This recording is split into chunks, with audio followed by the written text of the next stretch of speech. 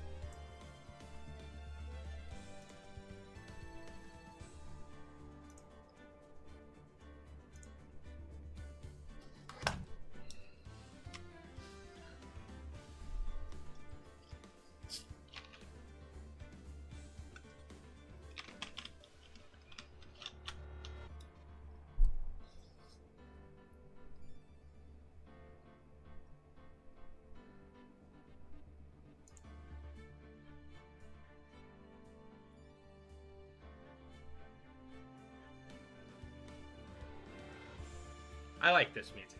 It's groovy, it's got a beat to it.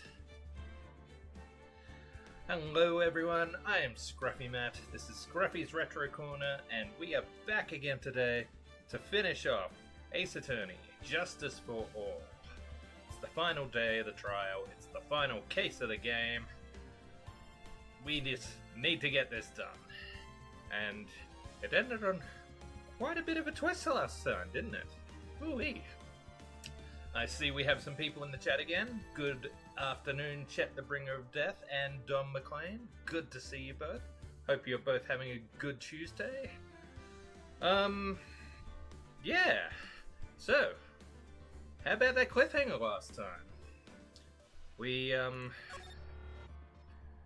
discovered that, while Matt on guard didn't physically kill Juan Carrada, he is guilty as hell because he hired an assassin. And that assassin has kidnapped Maya and will only release her. Grr, how did I get into this mess? That's far enough. You can't run forever, Mr. Phoenix Wright. Oh no. What? What have I done wrong? I cannot allow you to go on like this. Huh? But I'm just a simple defense attorney. Silence! You are no longer worthy of your title. Hang on, isn't this how the game started?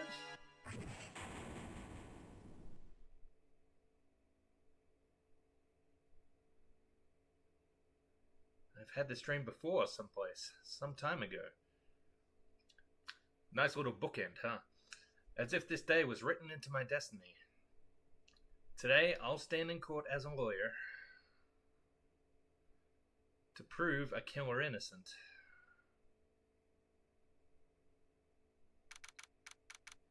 Dramatic.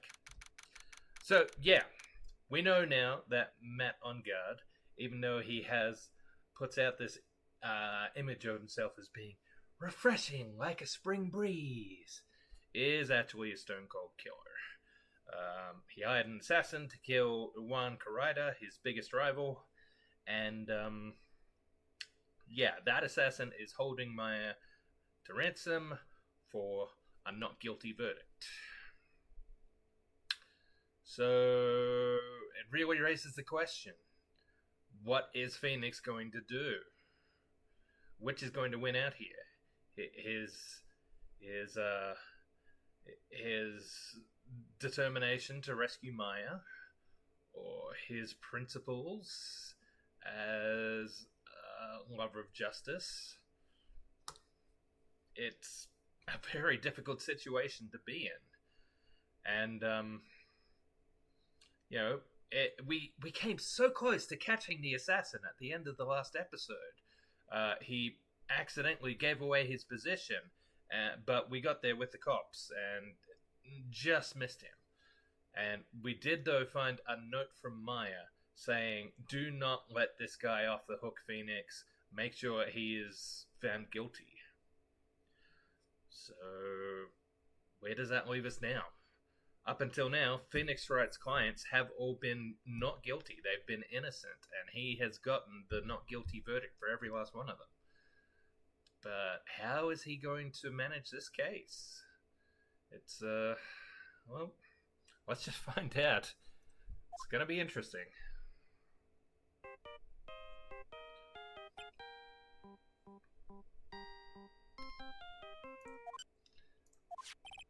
Hello, this is Phoenix Wright.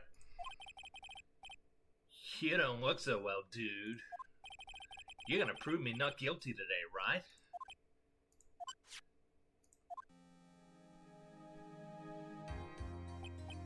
Ha ha ha. If you please, Mr. Lawyer. Remember, it's not just me.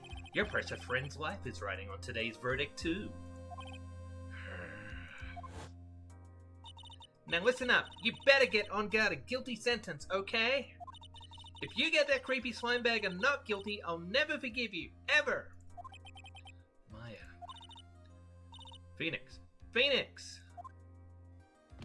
Mia! Maya, how's Maya? I don't know. You don't know? She hasn't tried to channel me since yesterday. Mia, what am I supposed to do? Well, like I said, for a lawyer, the worst of times are when you have to force your biggest smiles. But, you can't give up. There's still some hope left. Stop it, please. There's nothing left. Not here, anyone. Not anywhere. Again? It's that accursed on guard again. Will you leave me alone? Look, don't call me anymore. I mean it.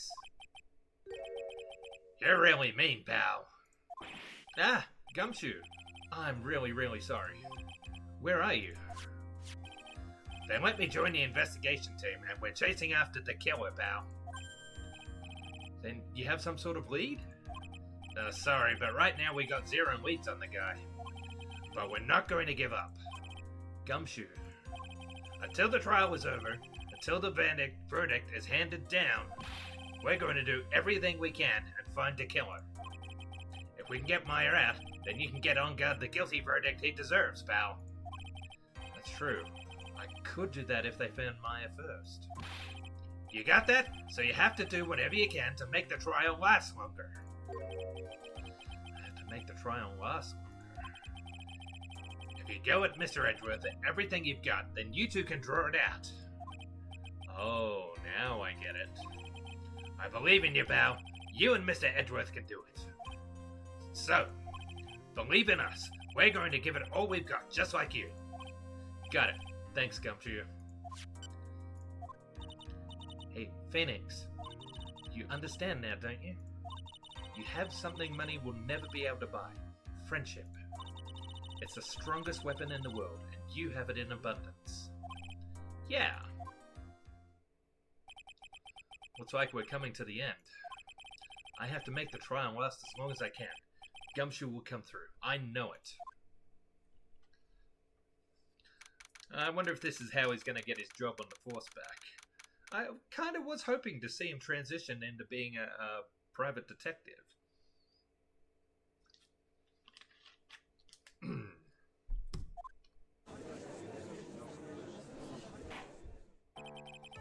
Court is now in session for the trial of Matt Ungard. The defense is ready, Your Honor. The prosecution has been ready for a while, Your Honor. Now, as I recall, we concluded yesterday's session with a big mystery on our hands. The mystery being, what exactly was Ms. Adrian Andrews' role in this murder? That is to say, is she really connected to the crime itself? Mr. Edgeworth, if you would please inform the court of today's proceedings. Adrian Andrews. She forged evidence that threw suspicion onto Matt on guard, and then proceeded to escape the crime scene by wearing a nickel samurai costume. This is your second favorite case. First is the third game's final case. Ooh.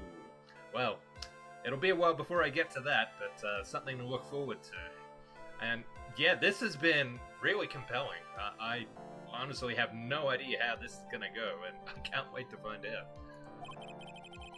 The guilt of these actions are those from which she cannot escape. Then you're saying that she is guilty after all? I'm not finished, Your Honor. Ms. Andrews has nothing to do with committing the actual murder. I would like to direct the court's attention to this card. What is that? It looks like a shell. This is the calling card of a certain assassin. Assassin, you say? Yes, Juan Corrida was killed by a professional assassin. And the person who hired the assassin, his client, so to speak, is Matt Ongard. What a surprising turn of events. I would think it's become commonplace by now, Your Honor. I know what's going on this time.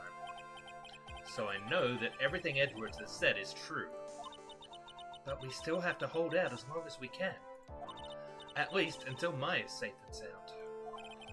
I wonder how the trial will turn out today. Now then, please call your first witness, Mr. Edgeworth. The prosecution calls the defendant's mentor, Mr. Will Powers, to the stand.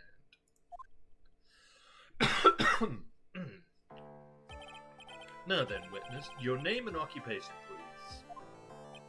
Oh, okay. I'm Will Powers. I'm a poor, underpaid action star. And what is your relation to the defendant? Well, that's, I guess I'm sort of a lousy mentor to him in a way. Yeah. Oh, come on, Matt. Have some more confidence. Mr. Powers, please. Don't need to put yourself down so much. Oh, sorry. Well, I'm just kind of a nothing sort of guy. He's still wearing his formal wear, even though it's been like 3 days since the party. On the night of the murder, you visited the defendant's room. Is this correct? Yes. I didn't know that. But, you know, I didn't actually get to see Matt when I went. All you need to do is answer what you're asked. Now then, I would like you to please testify about when you went to Mr. Ongard's room. Okay, sure.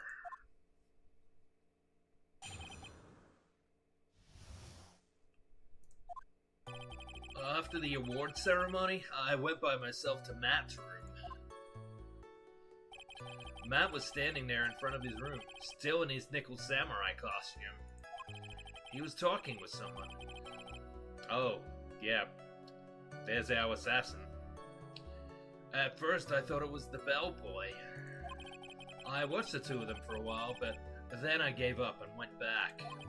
I had guests with me that night, and I couldn't make them wait for me.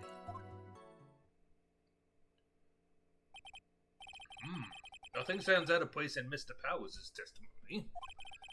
And talking with the bellboy is no big deal. If one assumes that the person Mr. Ongard was speaking with was an ordinary bellboy. What are you implying? Well, Mr. Wright, let's have your cross-examination, shall we? Looks like we're in another sticky situation. Huh? A trap. Can't you smell it, Phoenix? But for us to find out more, we're just going to have to charge in head first, right? Indeed. A visit to Matt's room. After the award ceremony, I went by myself to Matt's room. The defendant's room. It's a trap! Yeah, you got it, Dom. Why did you go there? Oh, well, I'm his mentor, like a big brother sort of, and I want to say congrats. What's wrong? Why did you stop? Mr. Wright! What is it? You're going to try to trick me into a corner, aren't you? Huh? I know I'm just a poor, underpaid action star, but I'm not the killer. No one said you were, Mr. Powers.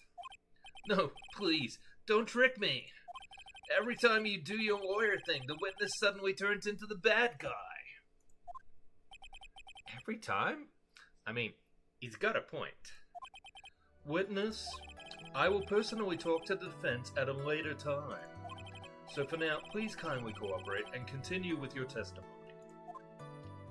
Sorry. So, you went to the defendant's room, and then? Hey, wait a minute. When and how did I suddenly turn into the bad guy here? Matt was standing there in front of his room, still in his nickel samurai costume. Are you sure that was Matt on guard? Yeah, I'm sure. He wasn't wearing the nickel samurai mask then. If that's the case, then he really can't be mistaken. And what was the defendant doing, standing in front of his own room? He was talking with someone. At first I thought it was the bellboy. At first? What do you mean by that? Well, he was in a bellboyish uniform. He had a bottle of juice on a tray. Sounds like an ordinary bellboy to me. Yeah, but I didn't think he was a normal bellboy. Why was that? Why did I think that, Mr. Wright? How am I supposed to know? Sorry, but I can't remember right now. Sorry. I guess I'm gonna have to wait patiently on this one. I watched the two of them for a while, but then I gave up and went back. You saw the two of them, the bellboy and the defendant together, correct? Yeah, the bellboy just wanted to say congrats. Now, while you were watching the two of them, did you notice anything strange? You know, I did feel something weird. I think it was because Matt, well, he gave the bellboy a tip. Huh. A tip? That's a perfectly normal thing to do. So, how long did you watch the two of them? Not more than a minute or two, I think. I had guests with me that night, and I couldn't make them wait for me. So, who are these guests you took? Okay, I know he's trying to drag this out, but honestly. You guys, of course. You and Maya and Little Pearl. I thought it would be really rude since I invited you guys if I disappeared on you. So I went back to my seat pretty soon after seeing Matt in the hallway. This is like squeezing water from a stone. It's probably pointless to press further. Do you remember this incident? Did Mr. Powers leave his seat that night? I don't remember that happening at all. Maya was making such a racket in her hyperstate. I ended up focusing on her. I see. In any case, from his story, he probably wasn't gone very long. After the award ceremony, I went by myself to Matt's room. Oh, we're back here at the beginning.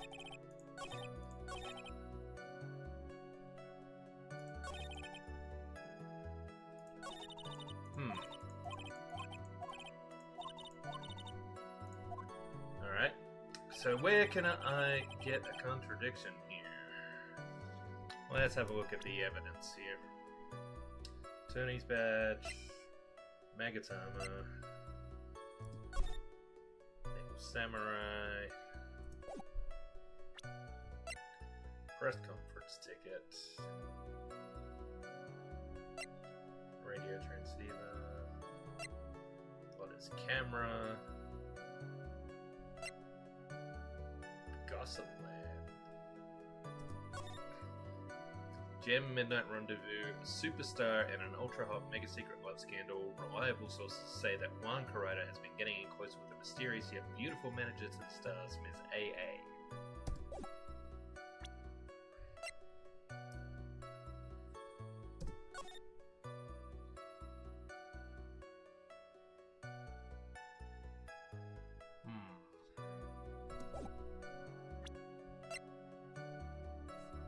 Case, wine glass, crime photo. God, there's so much evidence.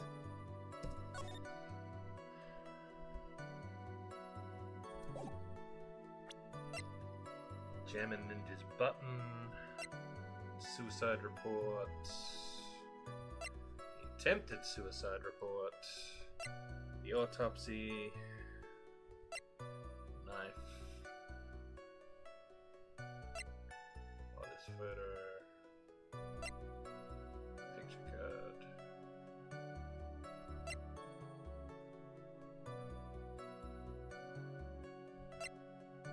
transmitter, bear, seat.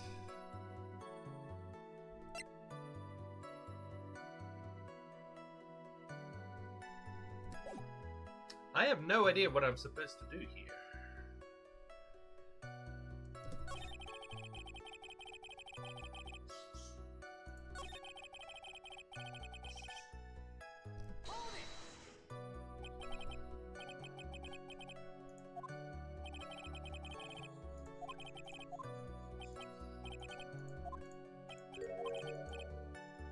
Actually, Mr. Powers, only a few minutes ago you stated...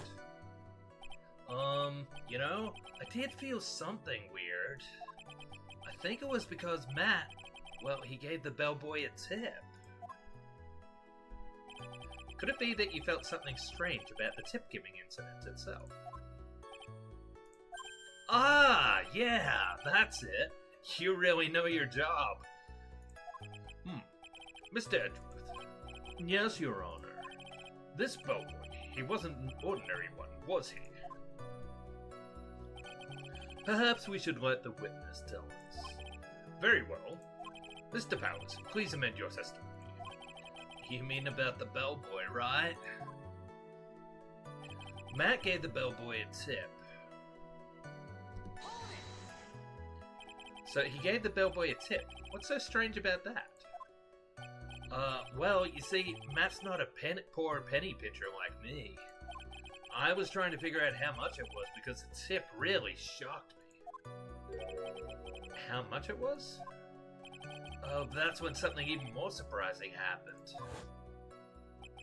The bellboy was putting the tip he got in his pocket. And that's when I got my first good look at the guy's face. Let me get stitches right down the middle of it. I was really shocked.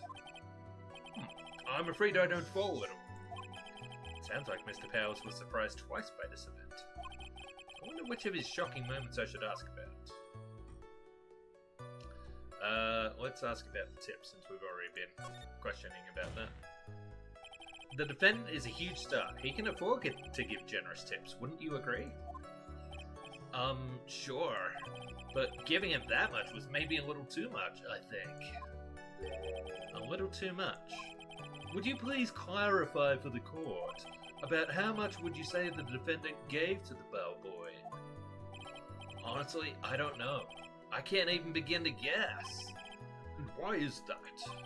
Because he gave the bellboy a really, really fat roll of cash. A roll of cash? Ah, well, how interesting. That certainly was a very generous tip, wasn't it? A very fat roll of cash. That can hardly be called a tip, Your Honor. Yeah, I think a lot of people who work in the service industry would be very, very happy with such a tip. The judge is beginning to look awfully suspicious of us.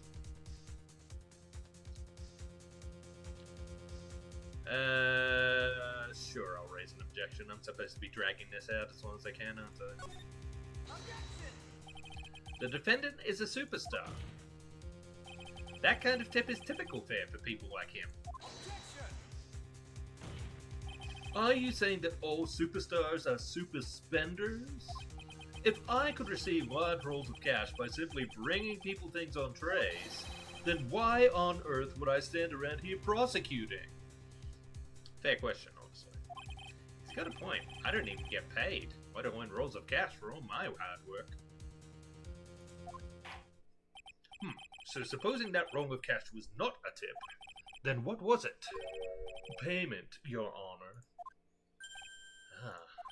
Payment? Isn't it obvious? For the murder of Mr. Juan Corrida. Then the bellboy the witness saw? Yes, he was the assassin.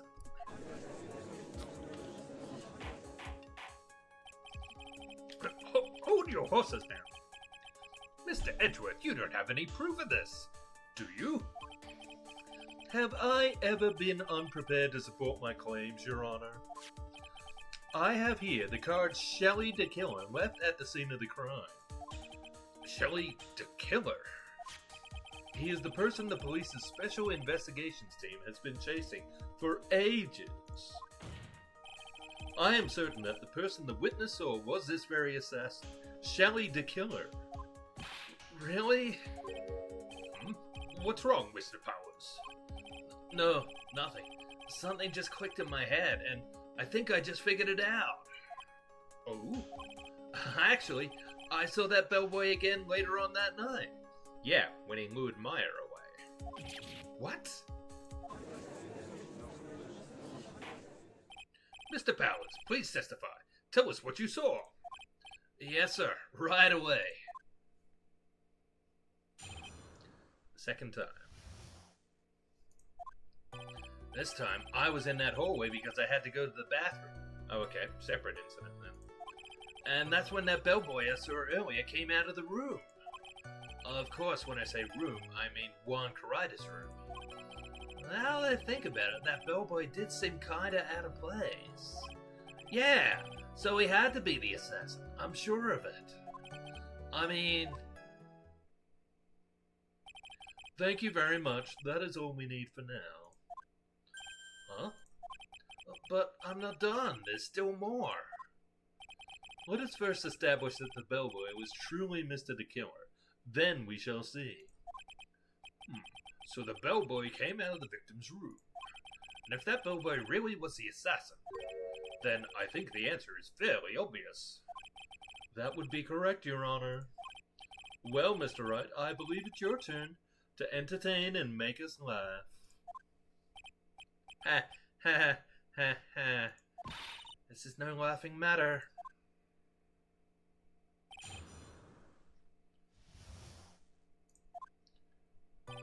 This time I was in that hallway because I had to go to the bathroom.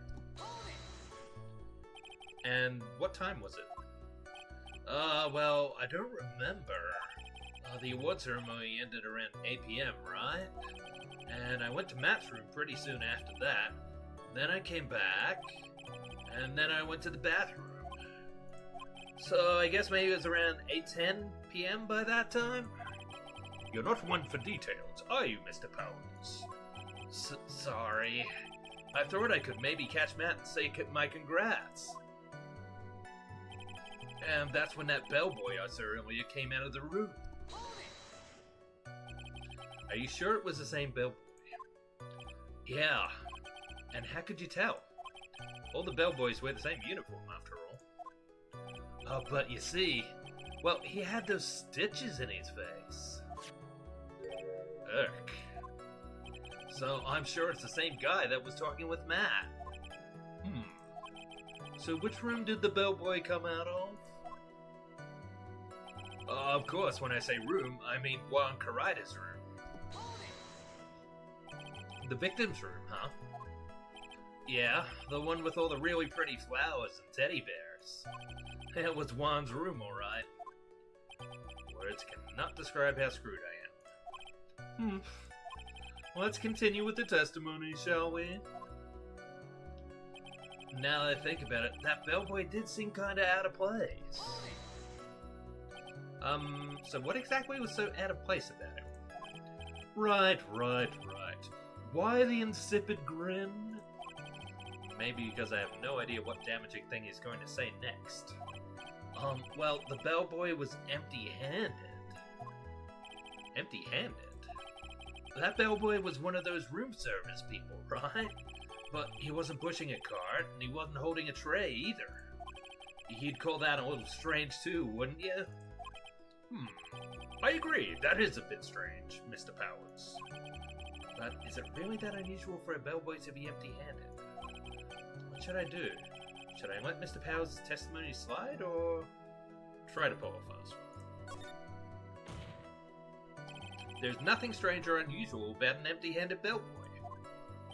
But there really is. There really isn't! If you two are done being thank you, Miles. On the other hand, it would have been fun to drag that out for a couple more rounds at least. Bellboys are for room service. There is no reason for them to be empty-handed, ever. Your Honor, I ask that the witness's previous statement be supplanted with this new one. Edgeworth, are you going to do whatever you can to make the bellboy look suspicious? I see. Very well, this court recognizes and grants the prosecution's request. Mr. Powers, if you could amend your testimony, please. Yes, sir. I thought it was kind of strange for a bellboy to come out of a guest room empty-handed.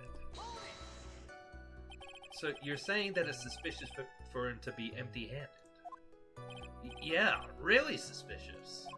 I mean, when I first saw that bellboy, he was holding a tray in his hand. And there was a bottle of juice and a wine glass on it. Juice? What kind of juice was it? I'm pretty sure it was tomato juice. We could come up with some sort of reason as to why he would come out empty-handed. Some sort of proof. I think we can dodge a bullet on this one for now. Proof, huh? Sounds like another job for the court record. Yeah, so he had to be the assassin. I'm sure of it. Please don't be so quick to judge. But it's kind of a Powers family thing. Think of every person as a thief. Well, I guess a thief and an assassin are both sneaky and silent. That's not the point, Phoenix. In any case, if that bellboy was the assassin, it would be very bad for both of us. But he really is the assassin, you know? Yes, but you can't give in yet. If you want to prolong this trial for as long as possible, you're going to have to pull some cheap tricks on this one.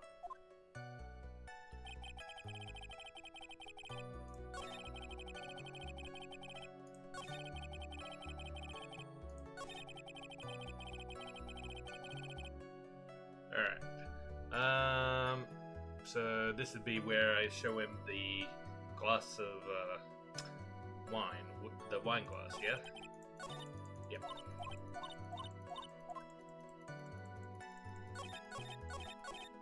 Oops. Stop clicking, Matthew! Stop clicking! Alright. Let's do a save scum here. Make Heather proud.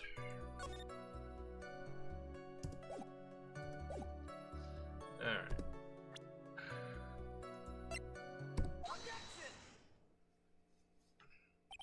Mr. Powers. Yes? You're easily influenced by other people's words, aren't you? As soon as you heard that the bellboy might have been the killer, you got caught up in believing it must be true. But isn't he really suspicious? He's got all those stitches and... So, a baseball has stitches. Well, yes. Are you saying all baseballs are suspicious because they have stitches? Well, there's also... I mean, what about him being empty-handed? I would like to ask the court to please take a look here. This is the crime scene. There is a wine glass sitting next to Mr. Karida's body. The liquid inside this glass is tomato juice. And now, if you would look at what is on top of the table in the lower right corner here, anyone can clearly see that it is a tray with a bottle of tomato juice on it. The bellboy had just brought this to Mr. Karida's room. He left the tray in the room, which is why he was empty-handed when he left. Ah, but that would mean that the bellboy had seen and left a dead body in the room. Ah, but can you prove that Mr. Karida was already dead at the time? Yeah, Willpower said he saw that around 8:10, and the murder supposedly took place at 8:15. So, Mr. Edgeworth, yes, I blame you for leading me down this route. I'm terribly sorry. What is with him? Why is he laughing? Witness, isn't there one more thing you would like to share with us? Is there? The bellboy was empty-handed. Or should I say empty-handed? I recall you had something interesting to say about his hands. Oh yeah! I almost forgot. Huh? What? That bellboy. He was wearing gloves. Gloves? Yeah, pitch black leather ones. All the other bellboys don't wear gloves like that, right? Black leather gloves? Why didn't you mention them earlier? Sorry, it slipped my mind. Boy, does this make the bellboy look really suspicious. Alright, got to focus. I can't get wax here. So, what if he had gloves? A lot of bellboys wear gloves.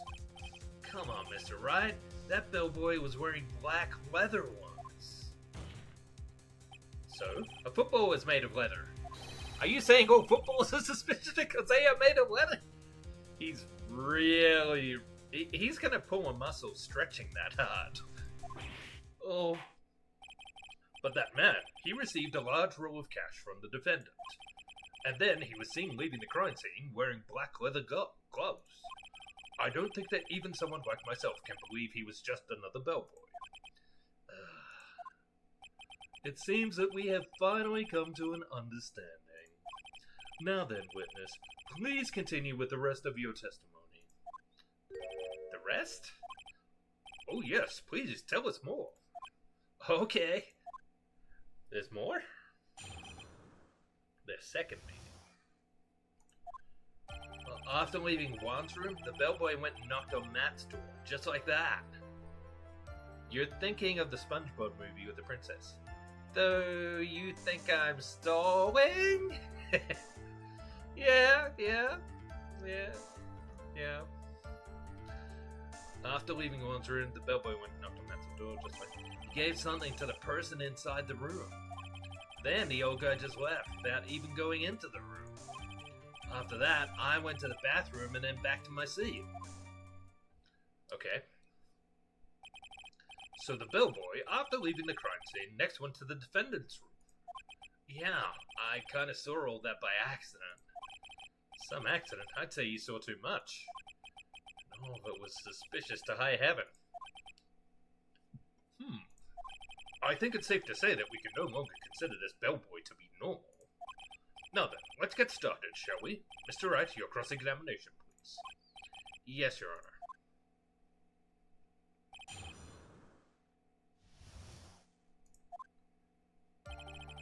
After leaving Juan's room, the bellboy went and knocked on Matt's door, just like that. Is that what you saw while you were busy spying? Excuse me? I may be a poor, underpaid action star, but even I wouldn't stoop to spying. Well, I think the point is, where did you watch all this from, Mr. Powers? Oh, from the door of the bathroom with my left eye, and a sort of sneaky, spy-like... He's not very bright, is he? I knew he was spying. Please, does it really matter if he was doing it over or underhandedly? What did the bellboy do next? That's all I care to know. He gave something to the person inside the room. Then the old guy oh, whoops. Well, Mr. Powers' testimony just now was just as vague as his first. It's a little troublesome, isn't it? But I'm sure if you press him hard enough, everything will become clearer. Although, that just makes it harder on us, doesn't it? Talk about a lose-lose situation.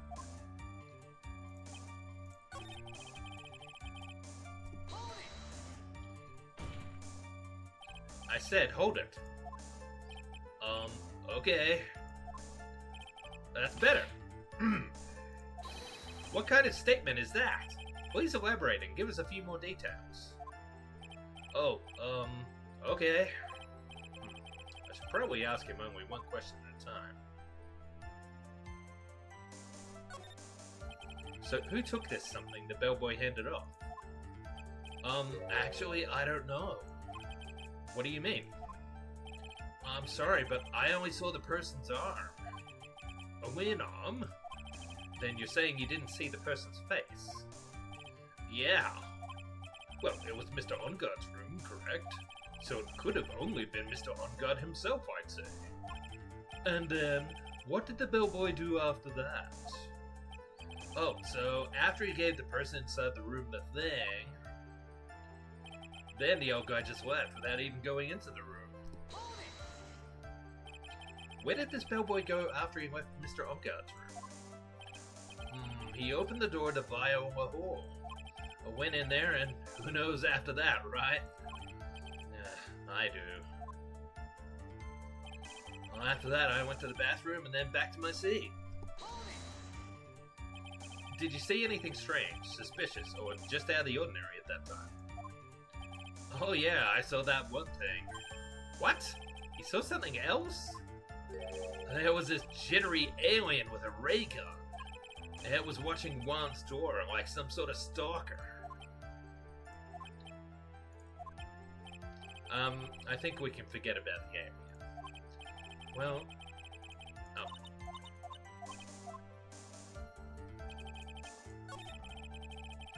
Alright, well, let's find out what he gave this person.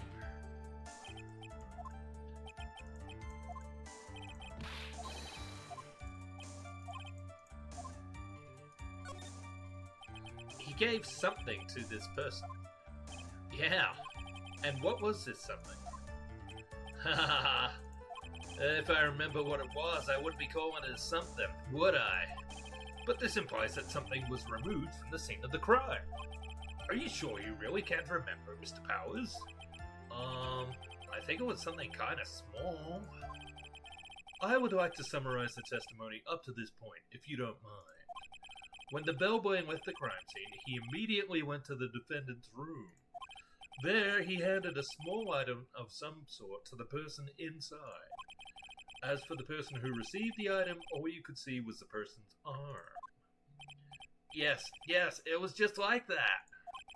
Mr. Edgeworth, is all this really that important? Of course, Your Honor. I think this is of the utmost importance. This is when whatever was removed from the crime scene was handed over to the clients. Mr. Powers, please try to remember what it was the bellboy handed off. Well, let's see. I think it was... No. If you remember, please add it to your testimony. Yes, sir. If I saw it again, I could say for sure. But I think it was some sort of wooden statue. Oh, I have a feeling I know what it is. A statue? Yeah, it kind of looked like one, I guess. If I saw the actual thing again, I'd probably remember, you know. Looks like for this trial to proceed, I'm going to have to come up with whatever this statue thing is and show it to her. Gonna have to trust your instinct on this one and take a chance, Phoenix. Well, Mr. Powers, let's continue with your testimony. What did the bellboy do after that? Alright, I'm gonna have to go around again.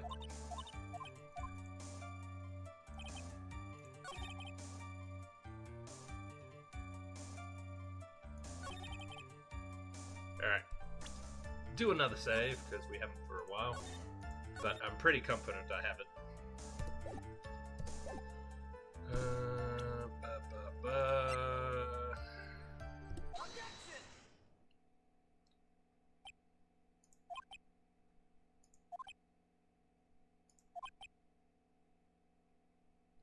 was awkward.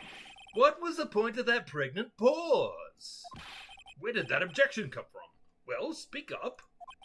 It was me, Your Honor. What is it, Phoenix? I have a feeling that something bad is going to happen once I show this. Mr. Wright, if you have something to say, please spit it out. Yes, Your Honor. Okay, Phoenix, deep breath. Mr. Powers, the something that you saw, was it this item? Oh, hey, that's it. That's the something. Wow, Mr. Wright, you really figured it out. I recall we found this at Matt Onguard's mansion. At the defendant's house? What does this mean? It's simple, Your Honor. Shelley the Killer assassinated Juan Carida in his room. And then he stole this wooden bear from the scene of the crime. Then the bear being found at Mr. Onguard's mansion would mean... It goes without saying, Your Honor. Mr. Matt Onguard is the killer's client.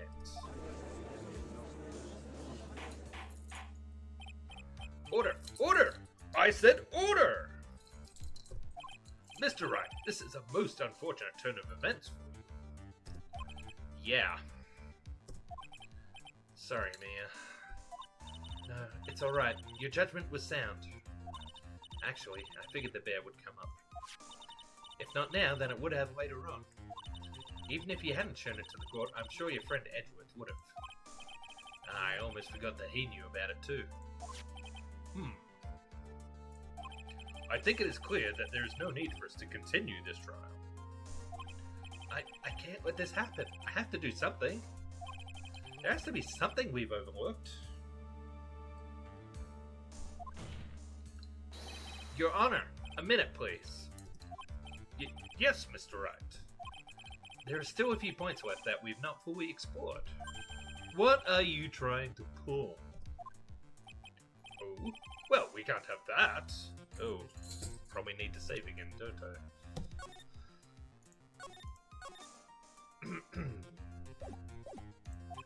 Alright, Mr. Wright, what questionable point would you like to explore further? Yeah, the bear itself. I think it's fairly obvious that the bear itself is very questionable. The bear, Mr. Wright? This was found at Mr. Onguard's mansion. However, Mr. Onguard was arrested at the hotel that night, which means that since the murder occurred, he has not had a chance to go home.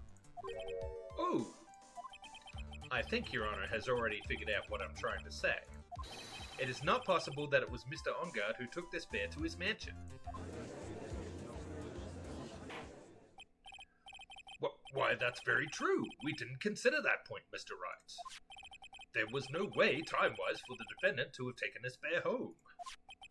Phew. Disaster averted, it looked. You haven't gotten the best of me yet, Mr. Wright. Huh? I remember it clear as day. I remember what you muttered to yourself at Onguard's mansion. We have this area completely surrounded. There is no way for him to escape.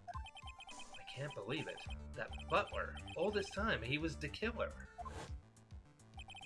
The killer and Onguard were working together, so to speak. And the killer was hiding at Onguard Mansion as its butler. What a bold move. The bear figurine was brought back to Onguard Mansion by the killer himself. When it looked like he was about to be arrested, Onguard had him do so. I assume because it would have been bad had the police found it during their investigation.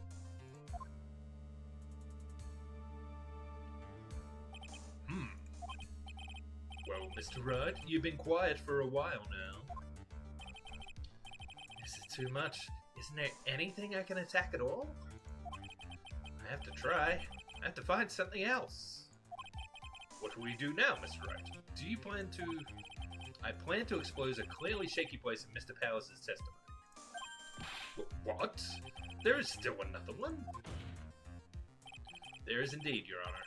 and it's quite a questionable point. What are you trying to pull? Oh, well, we can't have that. Alright, Mr. Wright, what questionable point would you like to explore further? I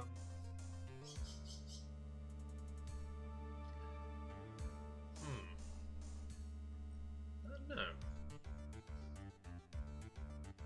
Alright, well, let's go with the person who received the bear and see what happens. There was one thing in Mr. Power's testimony that was very unclear, and that is the identity of the person who received the bear.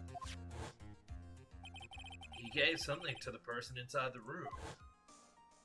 I'm sorry, but I only saw the person's arm. As long as we don't know who it was that took the bear, we can't be sure if... Ah! Huh?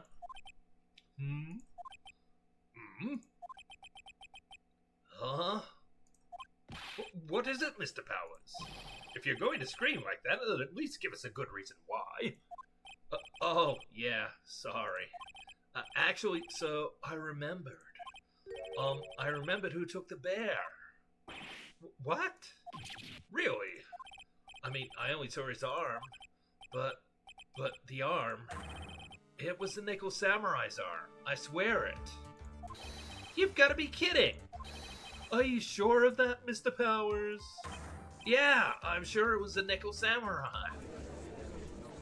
Well, that means it could also be Adrian Andrews, doesn't it? She was also dressed as the samurai that night. Order! Order! It looks like you dug your own grave. Yet again. How many times is that today? I've lost count. So the person who took in this little bear was the Nickel Samurai. And as we all know, Matt on guard is the Nickel Samurai. Thanks to the defense, we've made all that all the clearer. I think we've heard enough.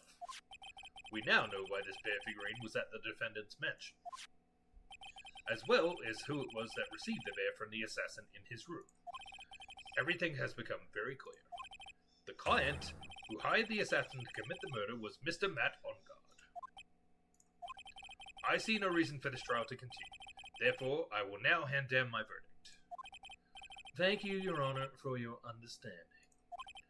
You see, Mr. Wright, you could not win against the truth, could you? I knew it would turn out this way. After all, what Edgeworth has stated is the truth. Any last objections, Mr. Wright? Well, do I? What should I do? I would... There's only one way for me to drag this trial out. The only thing I have left is this one dirty trick. Your Honor, right now we have these two reasons to believe my client is the assassin's client. Reason number one, he accepted the bear figurine from the assassin. Reason number two, that very same figurine was found at On Guard Mansion. However, it's possible that this is all the work of a certain other person. What are you saying? What I am saying is, it's possible a different person is really Tequila's client. The real client? Yes. Tis, is this all you have? Now then, Mr. Wright, let's hear your theory.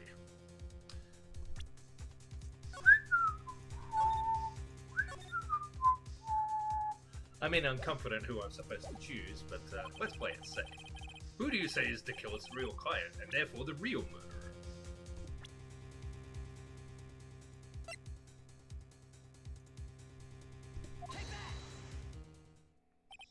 Adrian Andrews? Yes, we already know that she tried to frame Matt Ongard for the crime. By wearing a spare Nickel Samurai costume. Ah, then the Nickel Samurai's arm that I saw, that could have very well been Ms. Andrews. But what about Mr. Ongard? If you would please recall yesterday's testimony. The defendant was taking a nap during the break period. That's right. Then, finding this figure at Mr. Ongard's mansion, it was a well-laid trap set by Ms. Andrews.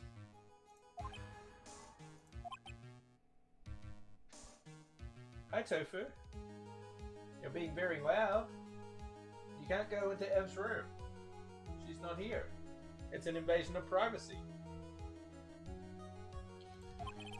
Mr. Edgeworth, what is your opinion on this? I can't even begin to count the flaws in the defense's logic. Besides which, there is no evidence to support it. However, I can't fully discount its possibility either. What is with this trial? Come on, anyone can tell On Guard did it. I can't believe the defense would go so far as to pin the guilt on someone else. Yeah, unbelievable. It's not something petty, it's murder of all things. This is to save Maya. This is to save Maya. Even if the whole world turns against me, this is one fight I can't give up on. Order! Order! Order! All disruptive parties will be forced to leave the courtroom. Your Honor, for the benefit of the defense, I'm willing to play along with his what-if game. His what-if game, Mr. Edgeworth? The prosecution is prepared to challenge the defense's theory. Huh. Mr. Wright, even you must have thought it strange and wondered, why would the criminal want this little wooden bear? He's right. The killer did specially bring that bear to On Guard right away. Why do you ask? Is there something special about it? Absolutely. And I'm sure that once the court knows its significance, the true killer's identity will become crystal clear. Do you think Celeste Impact's suicide note is hidden in the bear or something? Your Honor, the prosecution calls upon a witness who will clear all doubts against Miss Andrews. And who would that be? It's quite simple, Your Honor. Ms. Adrian Andrews herself. I see. Well then, the court will take a short 10-minute recess. The prosecution will prepare its witness in that time. Yes, Your Honor.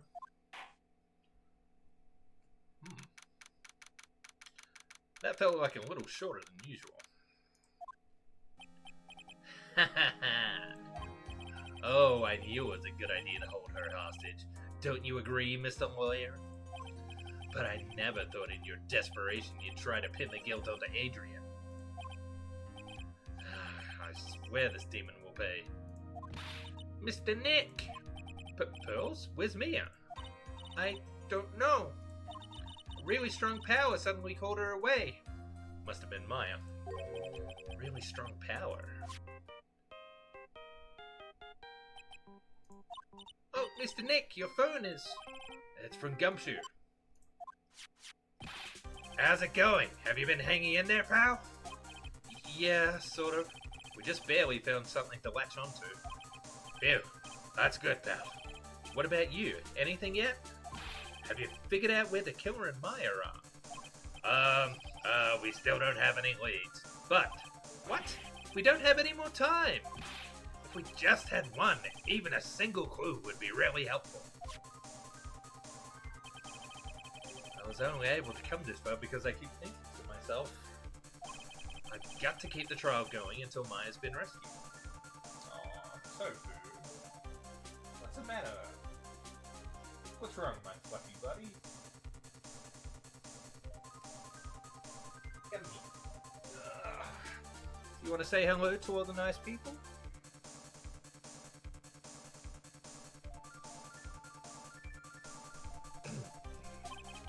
But have I just run out of luck this time?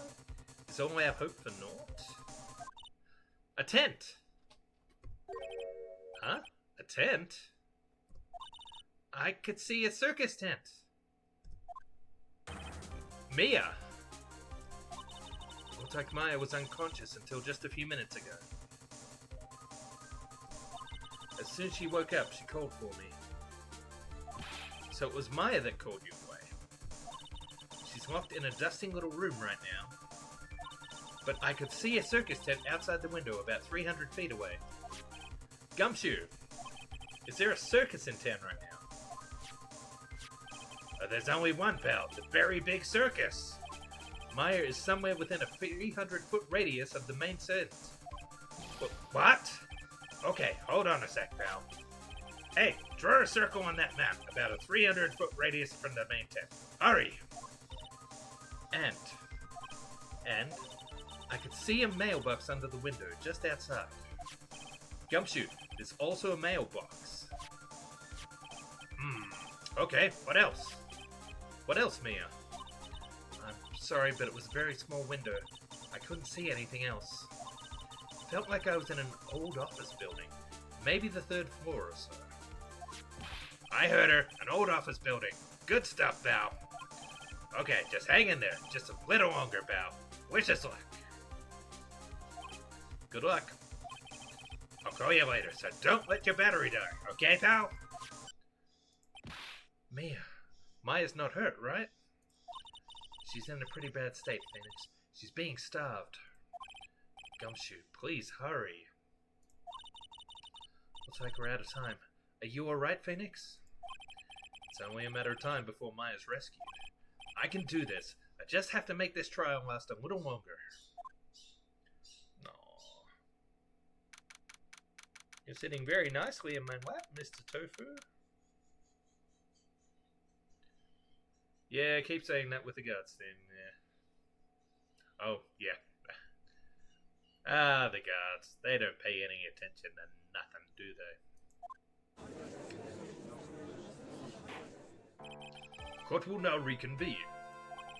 The killer, the man who murdered the victim, handed this to his client. From this, one obvious question arises. Why this particular item? I believe the answer to that question will provide us with the name of the real culprit. Now then, the prosecution calls the defendant's manager, Adrian Andrews, to the stand. Hello again. Yeah, she has a book now that she's not got a card to play with. Currently, the witness is accused of tampering and obstruction of justice.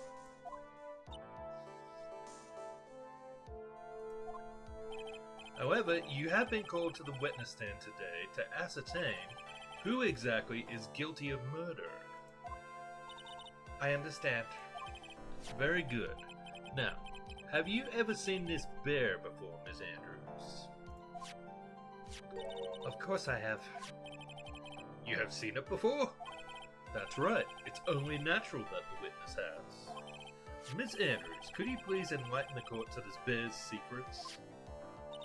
Alright. Why does she...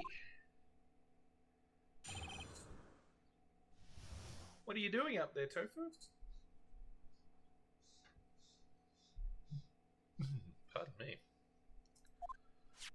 Oh, he is shedding very, very badly. Whew. Actually, this is an elaborate puzzle. If you know the correct order, it can be taken apart one piece at a time. At its center is a small cavity with just enough room to small a small item. Because of its complexity, if you don't know the order, you can't open the bear. You really can't tell that it's a small jewelry box just by looking at it. I have a hunch that my hunch was correct about it hiding the suicide note. So this figurine, it's a container of sorts, is it? Yes. Looks can be very deceiving, wouldn't you agree? Yes, this is superb craftsmanship. Oh, yes, I nearly forgot. You may begin your cross-examination, Mr. Wright. Looks like there's really something to that bear after all. The bear figurine. Actually, this is an elaborate puzzle. A puzzle? That's right. But it looks like an ordinary figurine. True enough. To people who don't know, I'm sure they would never guess that this was a puzzle. What kind of puzzle is this exactly? If you know the correct order, it can be taken apart one piece at a time. So you can take it apart, and how would one go about doing that? Well, you first turn its tail to the right, and then push it in. Oh, yes, I see. After that, the arms and legs are free to move and can be removed. Ooh. This is most interesting. boy and his new toy. It's like he's 5 all over again.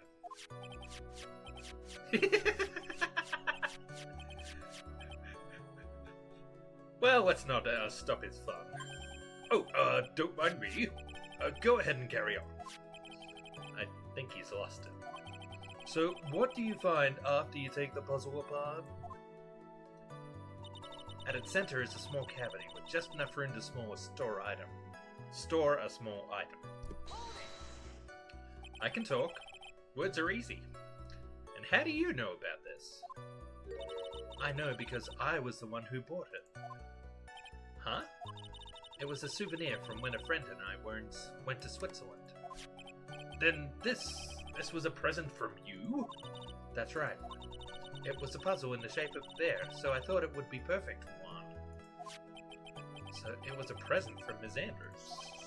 Witness, let's continue with your testimony. Because of its complexity, if you don't know the order, you can't open the bear. Who exactly knew how to solve this puzzle? Only the two of us, Juan and myself. It was a souvenir from Switzerland, so I doubt that there are that many people with the same bear in this country. But this looks like it can be easily broken, especially if someone wanted to get at what's inside. Well, it's a toy, but it can never be the same one again once it's been broken. You really can't tell that it's a small jewelry box just by looking at it. Who else knows that this bear is actually a small container or jewelry box? I never told anyone. And as long as Juan never told anyone either, then only the two of us knew. 2 of you, huh? Then of course that means Mr. Omgard didn't know, right? I think this is about all I'm going to get for now. Figurine updated in the court record. A wooden puzzle with a hollow inside. Only Karaita and Andrews knew how to open it. Well, Mr. Wright, I think even you have come to realize... Huh? That there is only one very important fact we have uncovered, and that is this. This bear is actually a jewelry box. Now that we have agreed to this point, there is only one logical question that can come next, and that is this. What is inside this box? What's inside? That's right. That's what we are going to find out next. Witness? Yes. You are the only one who can open this. Please.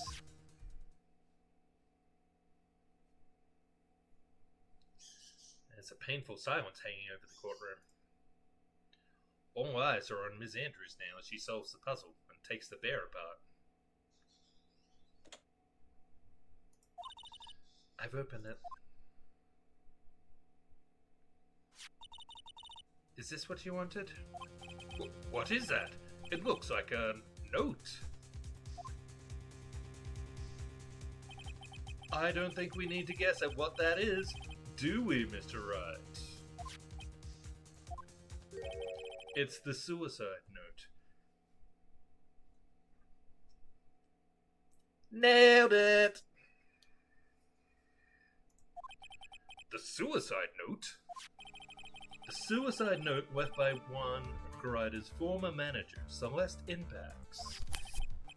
Until now, no one knew of its whereabouts, but just as we suspected, it was hidden. Hidden by the victim, Juan Karaita himself. It seems Celeste Impax had very beautiful handwriting, and she just as beautifully signed her own name on this document. This is most definitely the note she left right before she committed suicide. Order! Witness, did you know about this? Yes, I did. I heard all about it from Juan. When I discovered his body, I looked for the bear. I wanted to destroy the note before it became public, but I couldn't find it anywhere, because it had already been taken by the killer. Everything is going at Mr. Edgeworth's pace. So now that the suicide note has been found, what's the next logical question? what is written on the note. That's right. At least that's what I would think. Now then, I believe it is only appropriate that the contents of this note be made known. I can't stop you, can I? I went through so much just to get my hands on it. And I was going to burn it for her sake. I'm deeply sorry, but I can't allow you to persuade me to stop. Your Honor, if you could please read the contents of the note aloud. Very well. I'm not going to cross-examine a suicide note, am I? The judge's voice rang loud and clear through the deathly silent courtroom. In her note, Celeste Impax left to us a record of all that had happened to her. About being used and then thrown away by On Guard. About being engaged to Karaita and On Guard's role in destroying that. And about how she decided in her despair to end it all.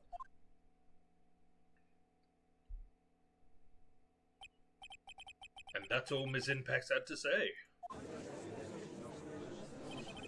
There is one thing I would like to say here. The prosecution has no interest in slandering Mr. On Guard. Then, what? Our intention, Your Honor, is to establish a motive for murder. Isn't that correct, witness? Yes. On the night of the murder, Juan was going to make the contents of the note public. After the post-ceremony show, he was going to hold a press conference. My word! Matt On Guard values, above all, his refreshing like a spring breeze image, which is why he had to stop this note from being made public. At any cost. Celeste's suicide note added to the court record. Found inside the figurine, it tells of On Guard's horrible misdeeds. This raises the question of how Matt knew that there was going to be the press conference, or what the press conference was about. Was he spying on one?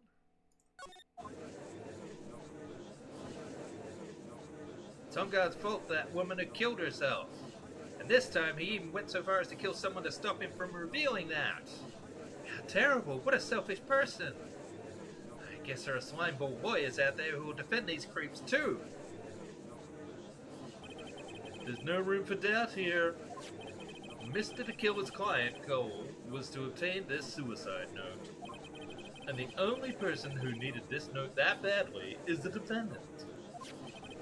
Let's not forget that the bear with the note inside was found at the defendant's house. It seems we have come to the truth at last. Well, before we go any further, I want to have a look at this suicide note. Oh, we don't actually get a detailed description. Okay. It seems we have come to the truth at last. The defendant's motives were entirely selfish. He deserves no sympathy from anyone. How am I supposed to escape from this one? Why the hesitation, Phoenix? Gumshoe hasn't called yet, so you know what you must do. I know, I have to carry on and buy in some more time.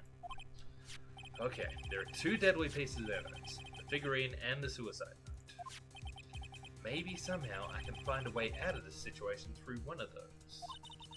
The gavel's already in the judge's hands. Phoenix, hurry! Probably save again.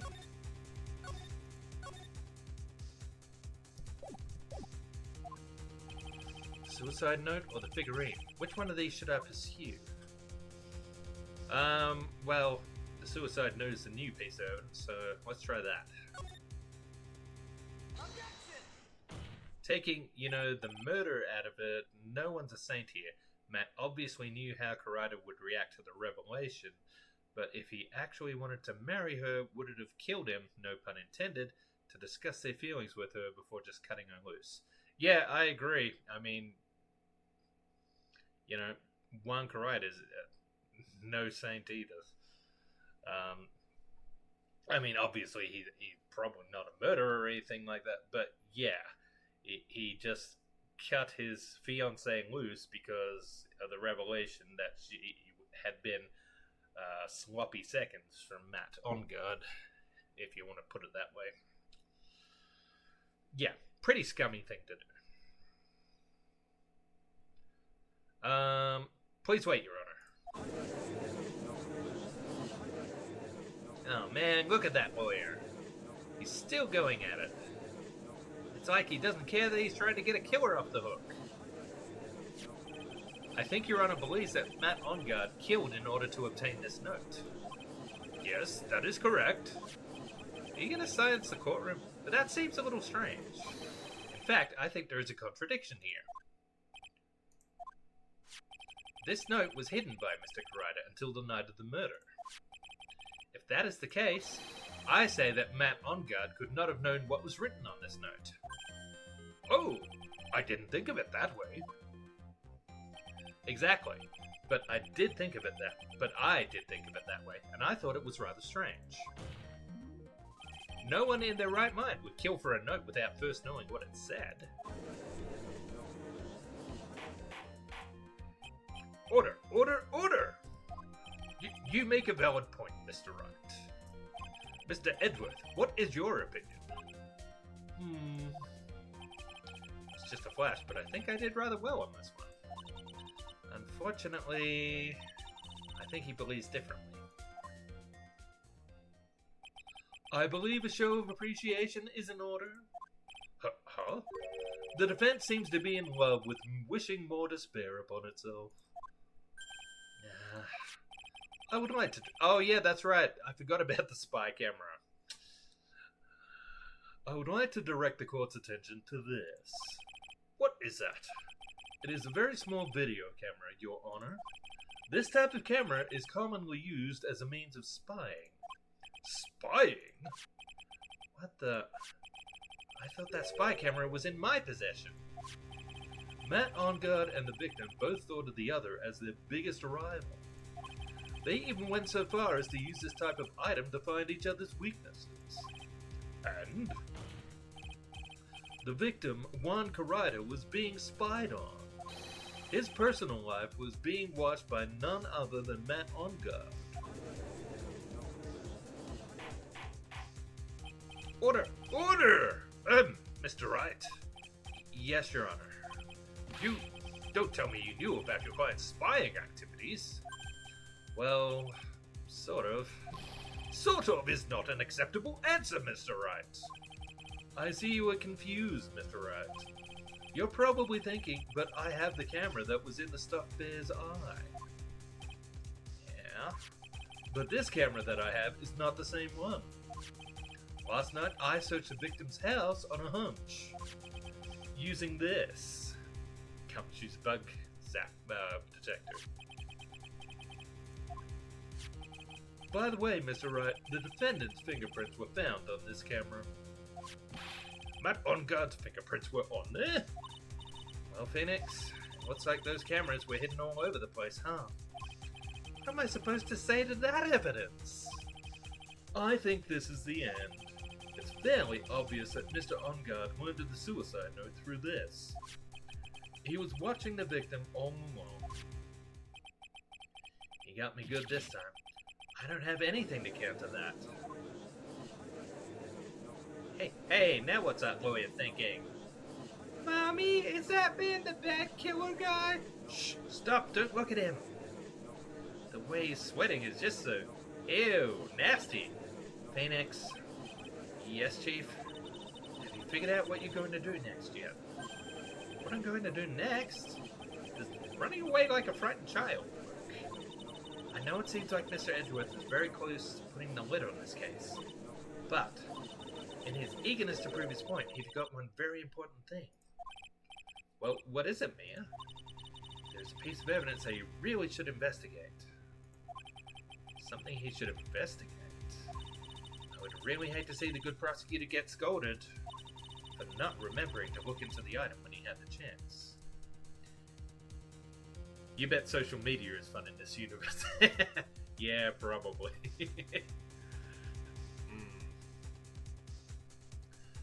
I wonder what Miles Edgeworth's Twitter account would look like. Why are you speaking in riddles all of a sudden? Alright, I think this time we finally understand everything. Well, Mr. Wright, you don't have any further objections, do you? Kind of? I don't know what I'm supposed to object about. What is this piece of evidence that Mia is talking about? Can I figure out what it is that still needs to be looked at, or should I let it go? Well, if Mia says there's something, then there's something. I have an objection, Your Honor. That was about the weakest objection I've ever heard, Mr. Wright. Objection! Your Honor, the defense has no intention of letting this go so easily. You are beginning to sound desperate. That's just your imagination, Your Honor. Mr. Edgeworth, this is not like you at all. In your eagerness to prove your point, you've forgotten one very important thing. Hey, isn't that what I just said? So you're telling me that I forgot something? You're so close, Mr. Edgeworth. But there's something you really should examine about this piece of evidence.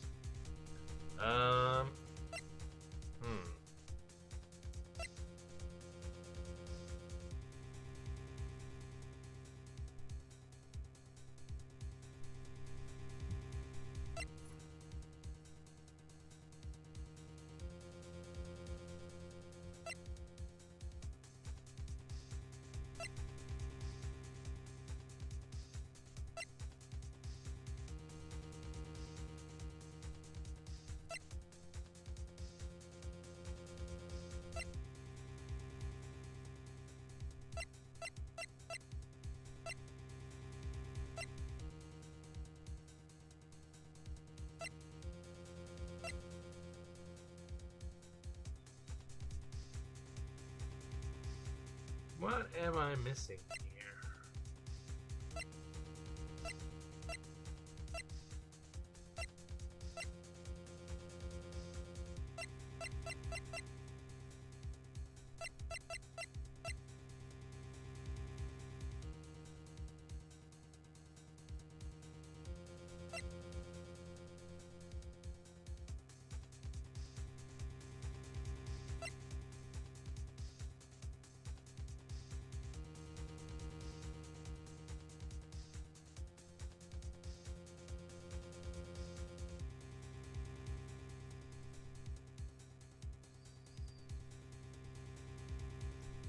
Could it be this?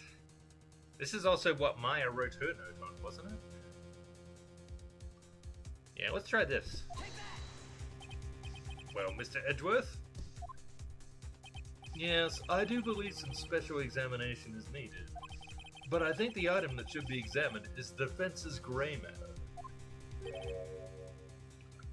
Whoops. Mr. Wright, after this trial is over, I would like to see you in my chambers. I think there are a few things we need to discuss. Yes, Your Honor. If you're going to speak, at least use your brain to make up something intelligible. So you're telling me that I forgot something?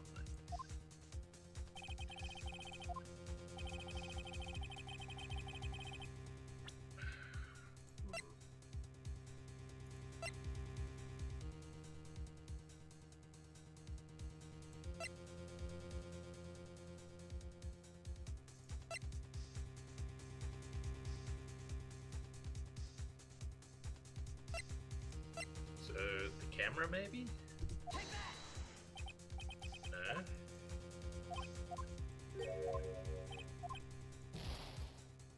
This isn't going very well. Alright. I better do a save here.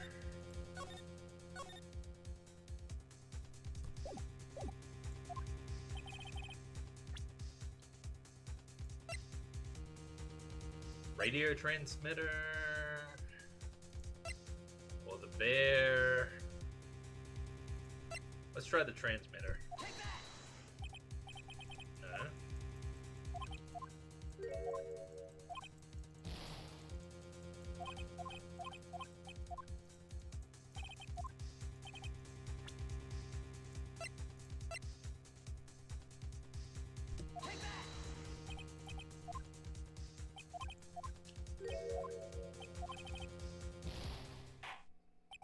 That's enough. This court sees no reason to further prolong the trial, nor is there any need for more time to decide the case against the defendant. This case is extremely clear. I see no room for misinterpretation of the facts. This courtroom finds the defendant, Matt Ongard, guilty. The accused will surrender to the court immediately, to be held pending trial at a higher court within a month from today's date. That is all. This court is adjourned.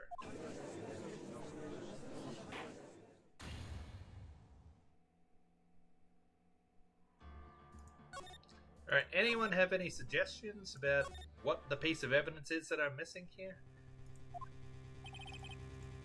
Because I honestly have no idea what he's talking about.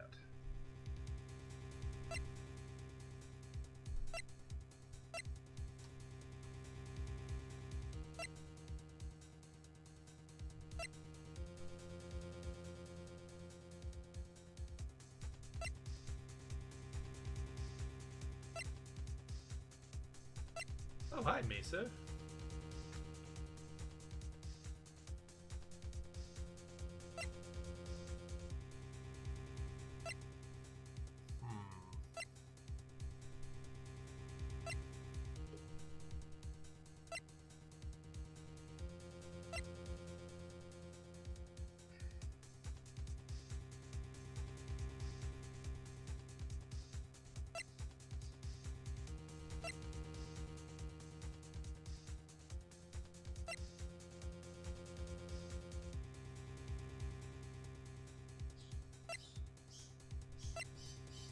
So it's not the camera, it's not the transmitter, it's not the bear, it's not the photo.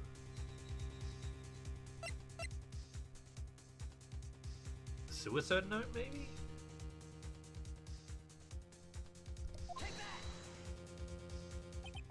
That is Ms. Inpax's suicide note, right? Who knows? I mean, sure, this suicide note was found inside this bear. But this bear was in my possession until only a few moments ago. Which means the handwriting on this suicide note has yet to be analyzed. Oh! So, as to whether this pivotal piece of evidence was really written by Ms. Inpax or not, that has yet to even be remotely confirmed.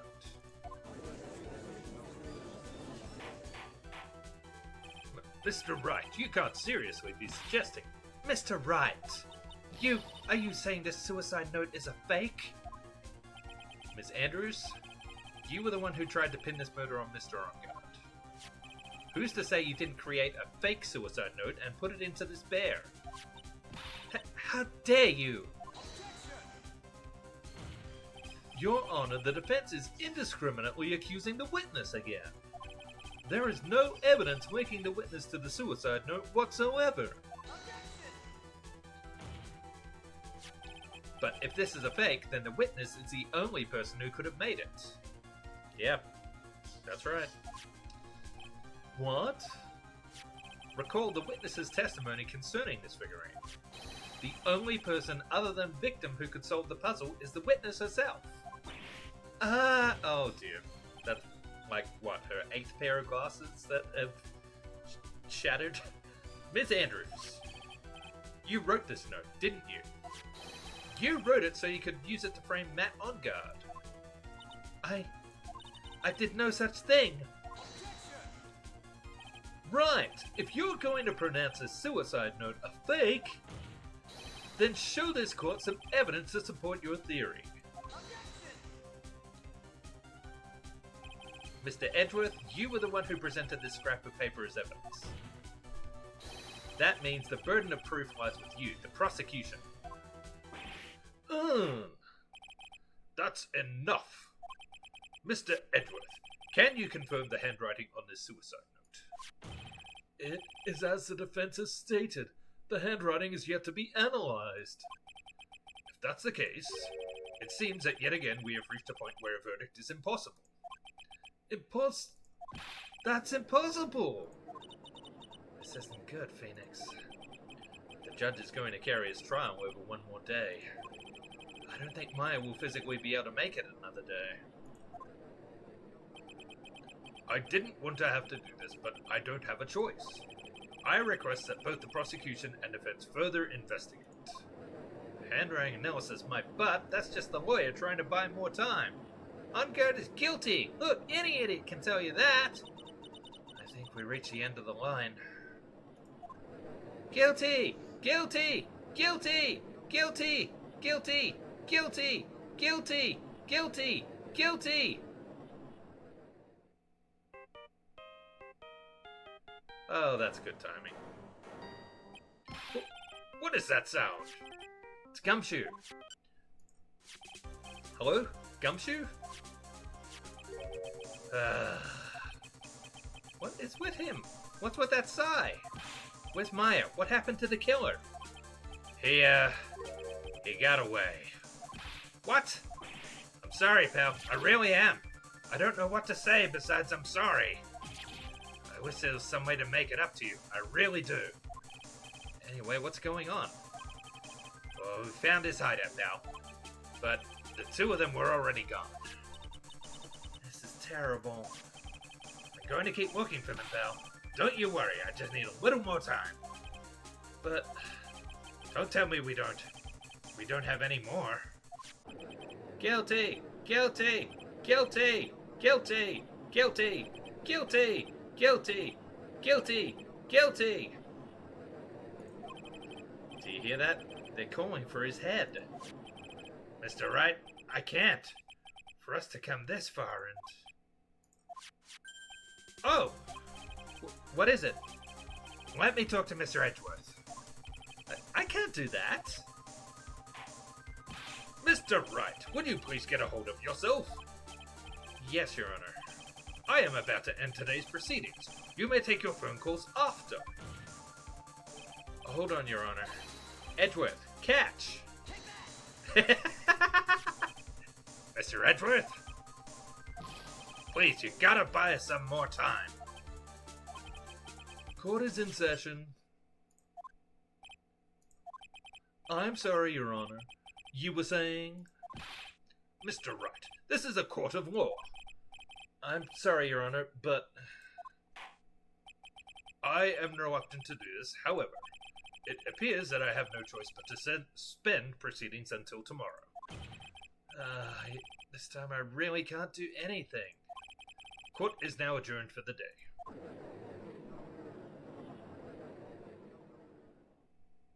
Is that really it?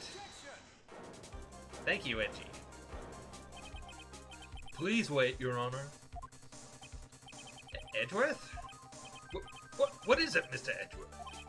I humbly request another 30 minutes of Your Honor's time. For what purpose?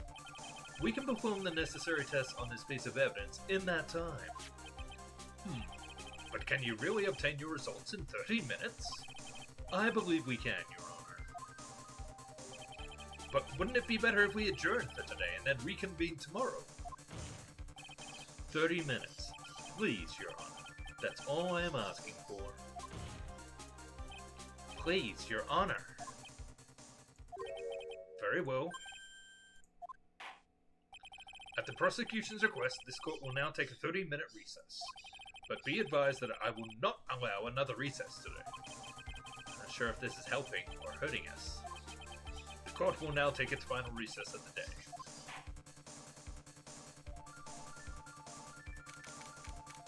Whew.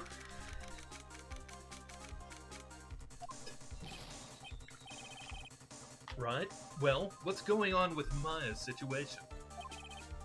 To kill her. It looks like he got away again. 30 minutes? We can't find her in that time. Ugh. Report. Report. Ah, is that Mr. Edgeworth? We don't have time. Just spit it out. Right. It looks like we just missed them, sir. But the killer left a few things behind by accident in his rush to get away. A few things? Can we use any of them as evidence? Ho ho ho! I thought you'd ask, pal. I've got the things they left with me right now and I'm on my way over. Really? That's odd. Any items like that are usually sent to the crime lab first. We don't have time to wait for those guys, sir. When those guys weren't looking, I swiped the stuff and ran. What? Well, I'm not a detective anymore, so I had to. I'm really sorry, sir, but I've got to put the law on hold for now. Sounds bad. I hope he doesn't get in too much trouble over this.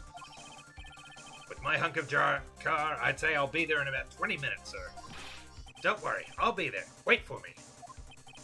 Alright, just get here in one piece.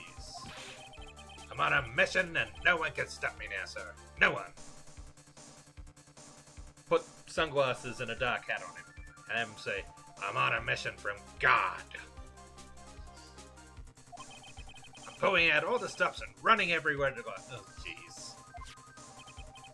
Items left by the murderer, huh? Maybe there's something among them that will be decisive enough to end this. Oh dear.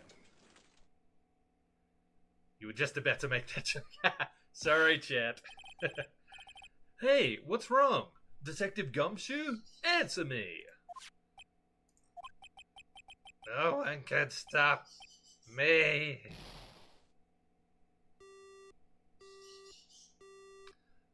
Well, crap. What happened? It sounded like he had an accident. I'm guessing his cell phone broke as well.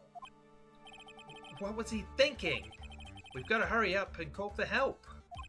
But we have no idea where he is. His cell phone is broken and he wasn't driving a patrol car, so no radio either. Also, if we don't get to those items before they do, the police will take possession of them. No! We can't let that happen. Well, if there is a way we can find out where he is, then we stand a chance. Why did Gumshoe have to get into an accident now? Is there any way to find out exactly where he is at this moment? Well, we know he was at an office building within 300 feet... 300 feet, was it? Of the Big Berry Circus? That's right, there is a way. What? How? I'm sure we can find out where Detective Gumshoe is through this. Huh.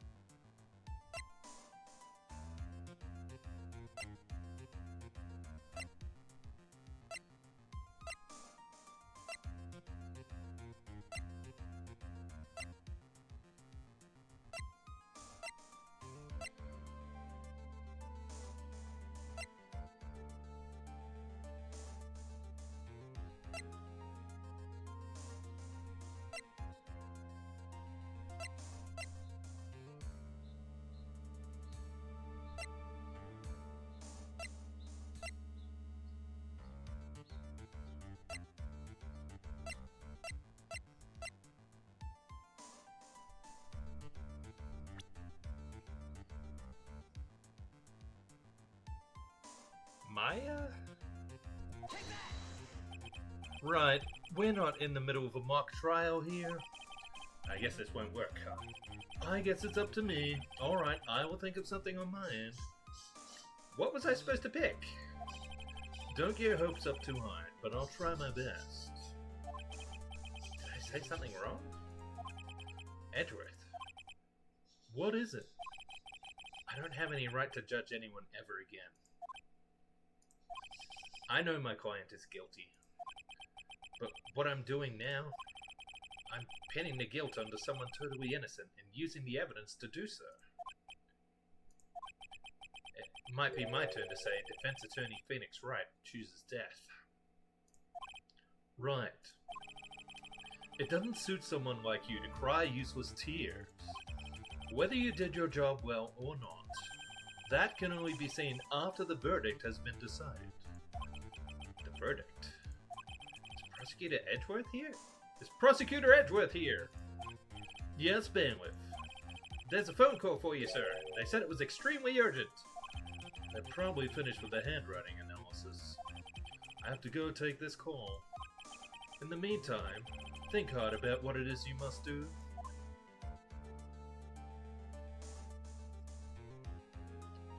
To be continued.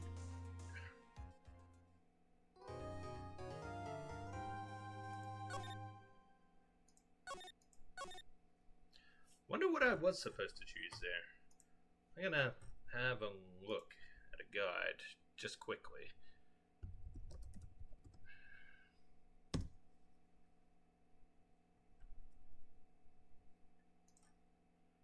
Because I'm curious now.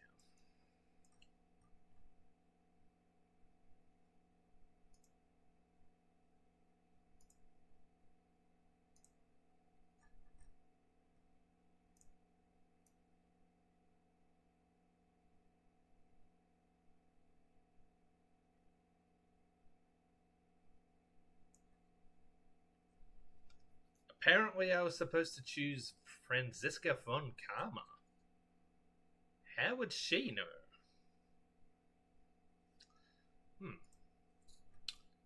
Von Karma. Oh, Dom is also saying it was Von Karma. That's interesting. I'm not seeing the connection.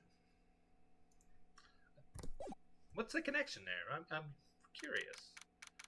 March 23rd, District Court, courtroom number 3.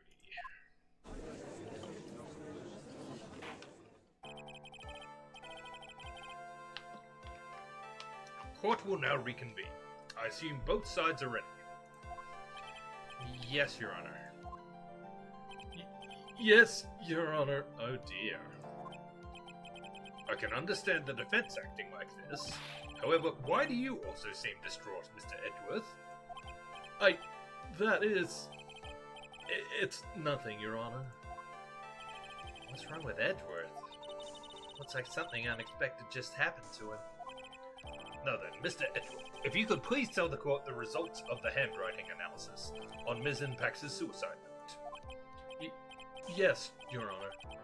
Unfortunately, we have discovered that this suicide note is a forgery. Well, that's unexpected. What? What do you mean, Mr. Edgeworth? This note was not written by Ms. Impax herself. It is a fake. Huh. Order! Mr. Edgeworth, would you care to explain what is going on? If this was not written by Ms. Impax, then who wrote it? We would need more time to do a detailed analysis. However, it appears that the handwriting matches that of the victim, Mr. Juan Carida. Mr. Carida? Well. It looks like Ms. Impax never left a suicide note after all. She never heard anything about On Guard. However, Your Honor, even though this suicide note is indeed a fake, Mr. On Guard could not have known that, I think that's supposed to say the facts remain unchanged. Acting under the assumption it was real, he had plotted to possess it. That does sound very plausible. It's serious that On Guard had no idea that the suicide note was fake. Something seems a little wrong with it.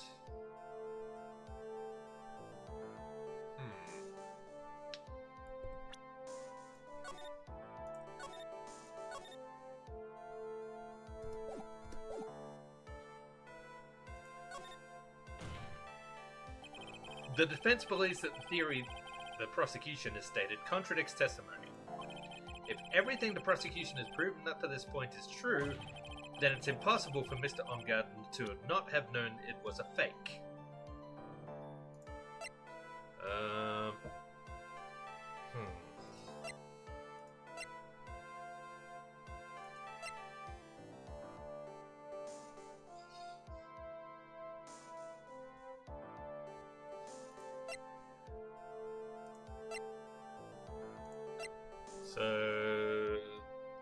spy camera?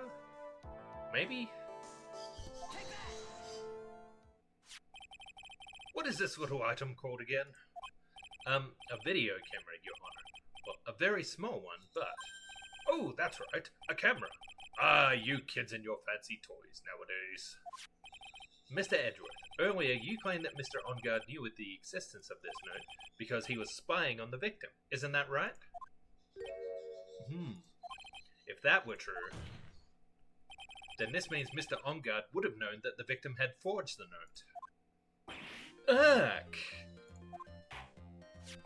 So then the defendant knew this suicide note was a fake. And if that's true, then the situation has suddenly changed in a very dramatic way. Exactly, Your Honor. The prosecution's theory as to what Mr. OnGuard's motive for murder was, it has suddenly disappeared into thin air. But, Your Honor, it's not as if Mr. OnGuard monitored Mr. Karaida 24 hours a day. Perhaps the victim wrote the note in a place Mr. OnGuard didn't know of. Well, right back at you, Mr. Edgeworth. Why don't you show us some proof that the victim made the forgery at an unknown place? Ugh.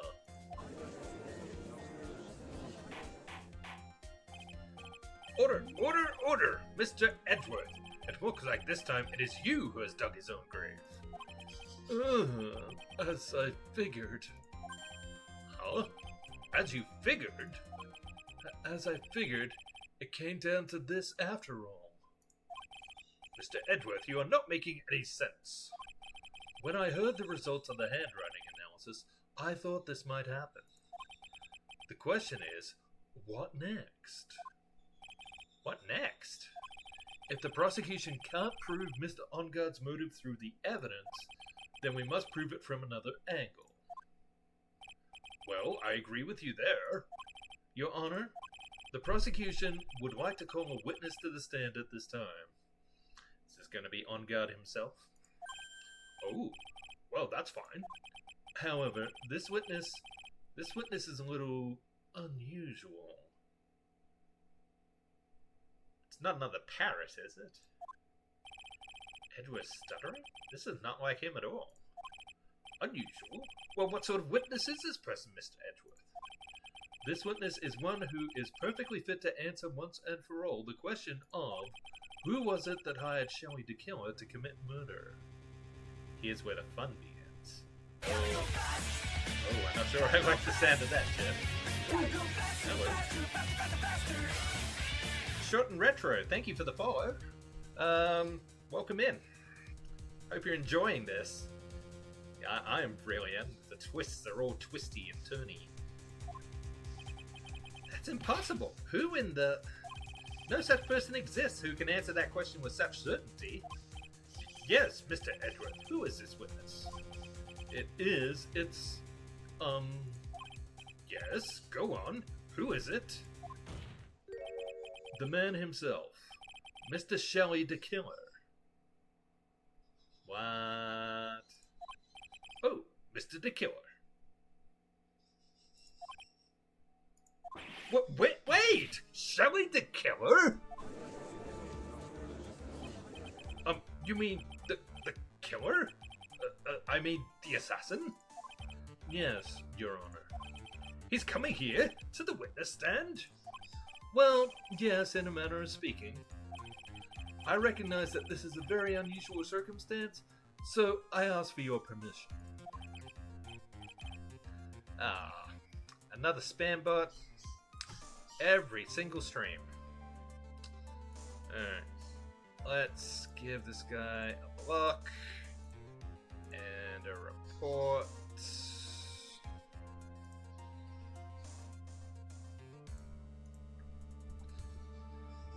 This must get as tedious for them as it does for me, surely.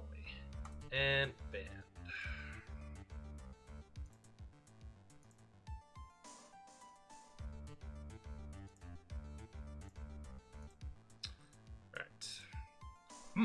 Well, Mr. Wright? Yes? Is this alright with you? Do I have a choice here? I can't really do much else to drag this trial out. The defense has no objections, Your Honor. I wonder if it really is alright to do this. Very well then, the prosecution calls its witness to the stand. Edward, is there no other way left to us? Now then, witness. Your name and your, occupation, please.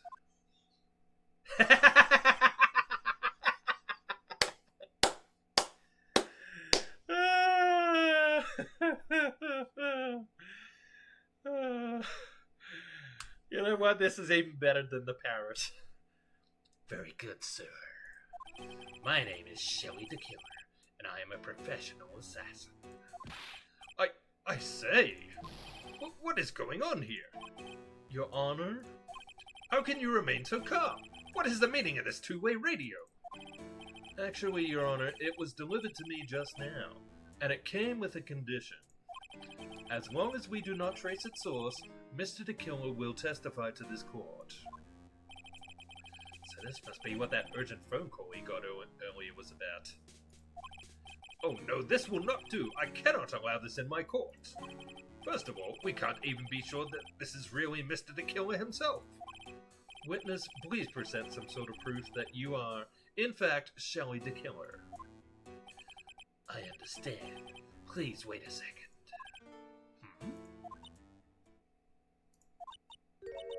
I'm so hungry. Maya! Maya! A voice. Mr. Wright, can you confirm anything from this? The defense has no objections to this person. We are satisfied that this man is indeed Shelley the Killer. But looks like we run into yet another unexpected turn of events. Well, it doesn't seem like we have too many choices under these circumstances. So, now then, witness, there is one thing I would like to confirm before we speak of anything else. And what would that be? At the request of a client, you killed Mr. Juan Carida. Is this correct? It is as you say. I did indeed kill Mr. Carida. Now that we have answered that, let's move on to the name of your client. Very well. This is all just a bad dream. Yes, that's it. It's a bad dream. Shelley the Killer, what is he going to say? About my client. There is something I must first state. To an assassin, nothing is more important than the trust between a client and himself. And that is the reason I am here on this witness stand. It is my wish that you grasp this concept before I give the name of my client.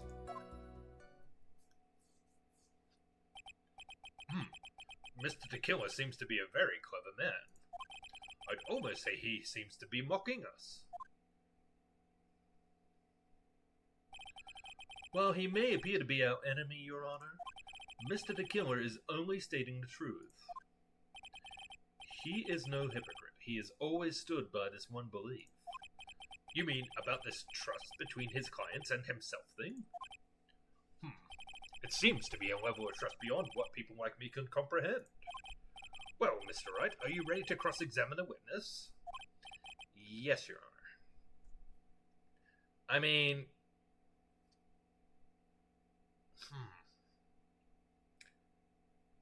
How is this going to help anything? Because he has made it very clear that his number one priority is protecting his client. So... he's not going to say it's Matt on guard. But if he says that it's someone else, then that would be contradicting himself because he's giving the name. He said, yes, this person is my client. No. There's no way to know what's coming next, so stay cool and collected, Phoenix.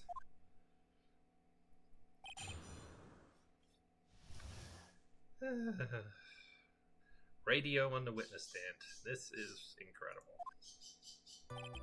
There's something I must first state. We can hear anything you have to say later. Can you please just tell us your clients? I don't think you understand your place, Mr. Attorney. I said this is something I must first state. Do you know what the word first means? Because a parrot is normal? Okay, yeah, that's fair. Sorry, go on. Well, it appears this is one witness you can't badger, Mr. Wright. That's only because you don't know about Maya's situation. To an assassin, nothing is more important than the trust between a client and himself. The trust between you and your client. I provide my services in a fast and efficient manner. In exchange, I trust that my clients are discreet about me and my identity. If too many people knew my face, it would be quite troublesome.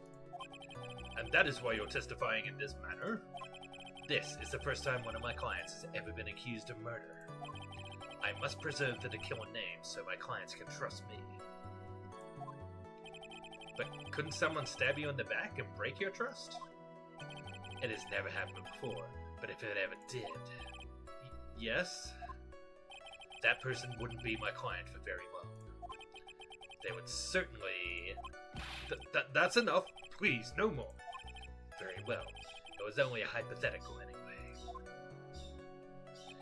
And that is the reason I'm here today on this witness stand. That seems a little strange to me.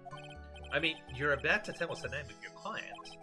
I would think that this would be very bad for them. It doesn't matter to me. This client has already broken the rules and acted outside their prescribed role. Ooh, okay. Their role? This person tried to implicate another in the crime in order to save themselves. And this is a trespass that cannot be forgiven. Who gave you the right to be so high and mighty? To the gentleman who spoke just now. Excuse me, but would you care to die? No, I didn't say anything. Judge had better watch himself. It is my wish that you grasp this concept before I give the name of my client. We understand, so please tell us the name of your client. I'm afraid I cannot do that. I still have a few things to say before I do.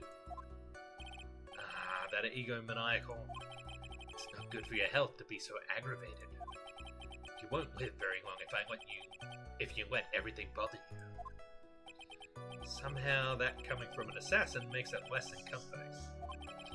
I don't really care about all this extra fluff. Just tell us the name already. Patience, try to calm down a little. It's important to try and understand his mindset. He seems very steadfast and closed, so you're going to have to work to get him to talk. I'm not his therapist, you know.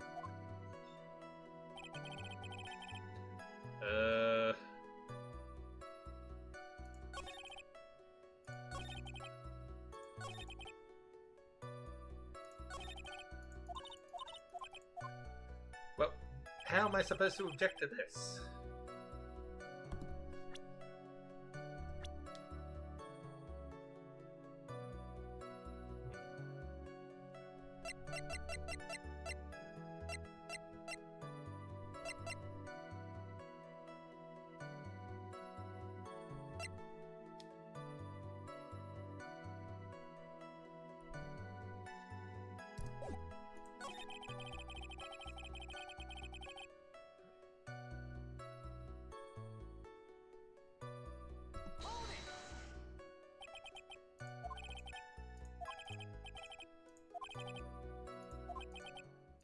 I'm sorry, but I was just wondering about something you said. You said that your client had already broken the rules. A person who frames another is the worst kind of human. And that's why you feel you can betray this person. I have no trust relation with a client who can't understand their assigned role. Just my luck. An assassin with a conscience. Who would have figured? Now then, everyone, do you think you can understand my logic? This case just keeps getting better and better. If you can't, then I'm afraid we can't proceed. Everyone understands your point, I think. Really. In that case, I believe I'm prepared to disclose the information you seek. You have made it crystal clear that you value trust over all else. I believe we are ready. Excellent. And that is the reason I'm here today on this witness stand. I do believe it's about time I reveal the name of my client, don't you agree?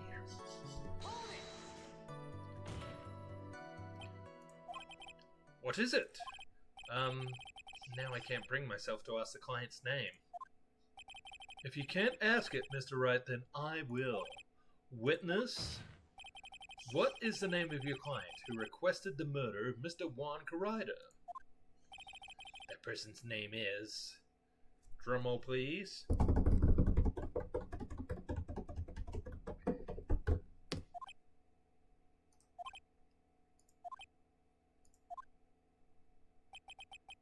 Adrian Andrews. What? Witness? That's not who you told me it was earlier. Pray tell, what are you talking about, Mr. Prosecutor? I should think I know my own client, and it is Adrian Andrews. What? This can't be! On the phone earlier. What's going on here? My guess is that Mr. Killer just stabbed Mr. Edgeworth in the back. Stabbed Edgeworth in the back? I'm sure in order to get an audience with his court, Mr. the Killer told him a different name. My Ungard, perhaps. I knew it.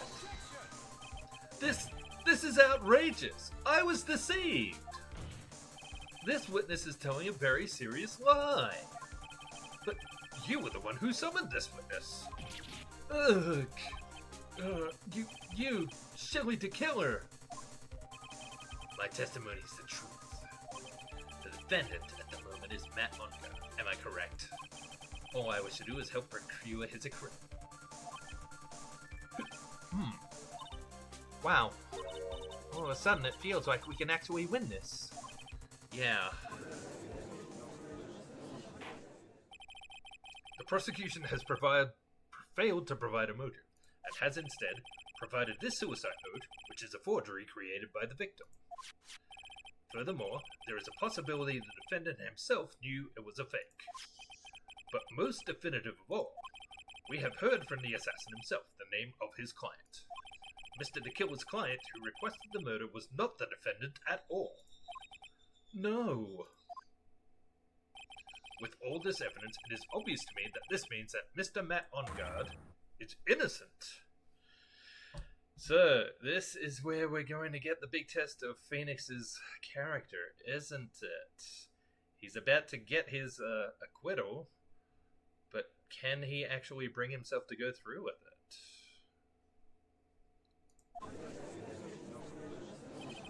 I seem to have caused you all a bit of confusion. Please continue your discussion and call me when you have reached a verdict. Bailiff, please bring Ms. Adrian Andrews in immediately. But now, with the ways this is going, Ungard will be found innocent. This may be our last chance to save Maya. Yeah, but Edgeworth is right. The killer is lying. And Ungard, my client, I know is guilty. Can I live with myself if I win this? Who would have believed that the prosecution's own witness would absolve the defendant? Your Honor, the prosecution requests permission to further question the witness. Shelley the Killer is certainly lying under oath. It wasn't me! Listen, everyone, please. That testimony just now, it was all one big lie. Ms. Andrews, the suicide note may have been a fake, but that man, Matt, he's the reason Celeste died. And Juan's death, it was all because he got pulled into Matt's twisted world. That testimony just now, you have to believe me, it was a horrible, horrible lie. But Mr. the Killer himself has testified. He has named you as his client. No, that's not true.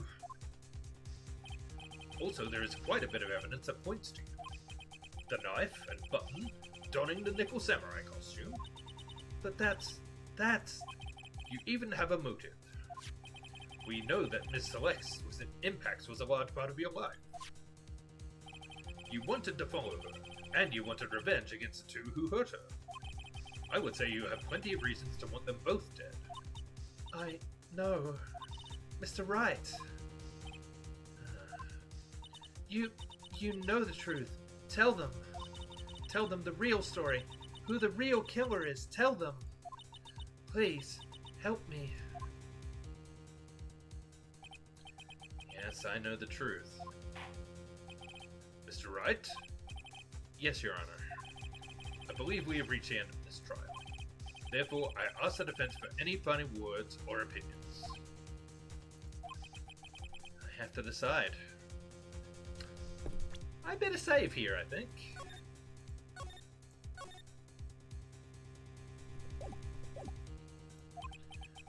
Do I take the not guilty verdict and save Maya? Or do I throw this chance away and wait for Gumshoe's new evidence? What am I supposed to do?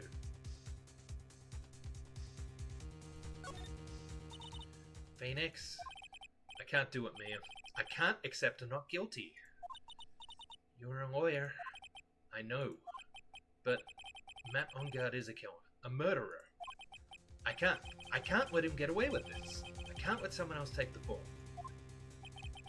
If I let Ms. Andrews be convicted, then I'm no better than Ongard.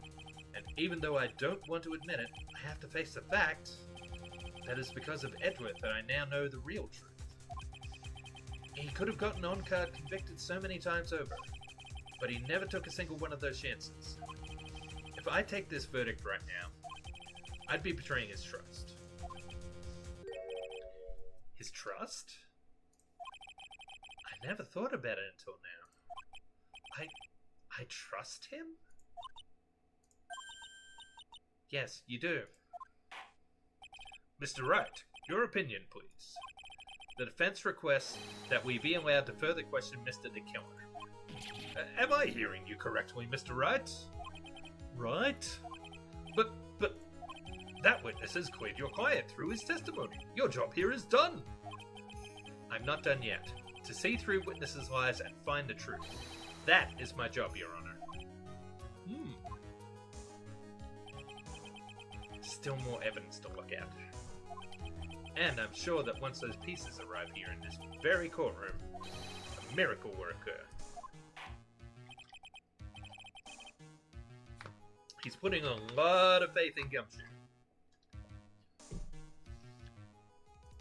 Very well, the trial will continue. Mr. Edgeworth, please re-establish a connection with Mr. the Killer. Right away, Your Honor.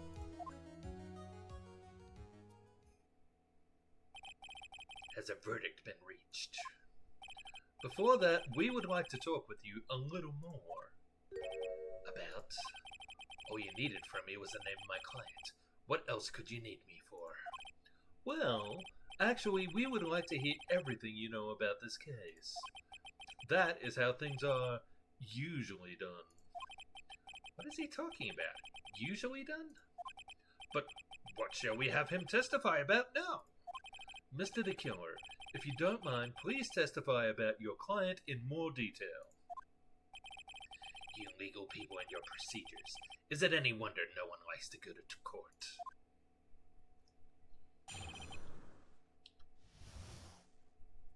About my client, Part 2. As I have already stated quite a few times, Adrian Andrews is my client. However, one thing I simply cannot overlook is tampering with the scene of the crime. My client did it to frame another for the crime, while pretending to be the first person to discover the body and enter the scene. Adrian Andrews already knew from the very beginning that Juan Carida was dead. But even more appalling is the creation and planting of the knife and button. That act is what I was referring to when I said my client had broken the rules.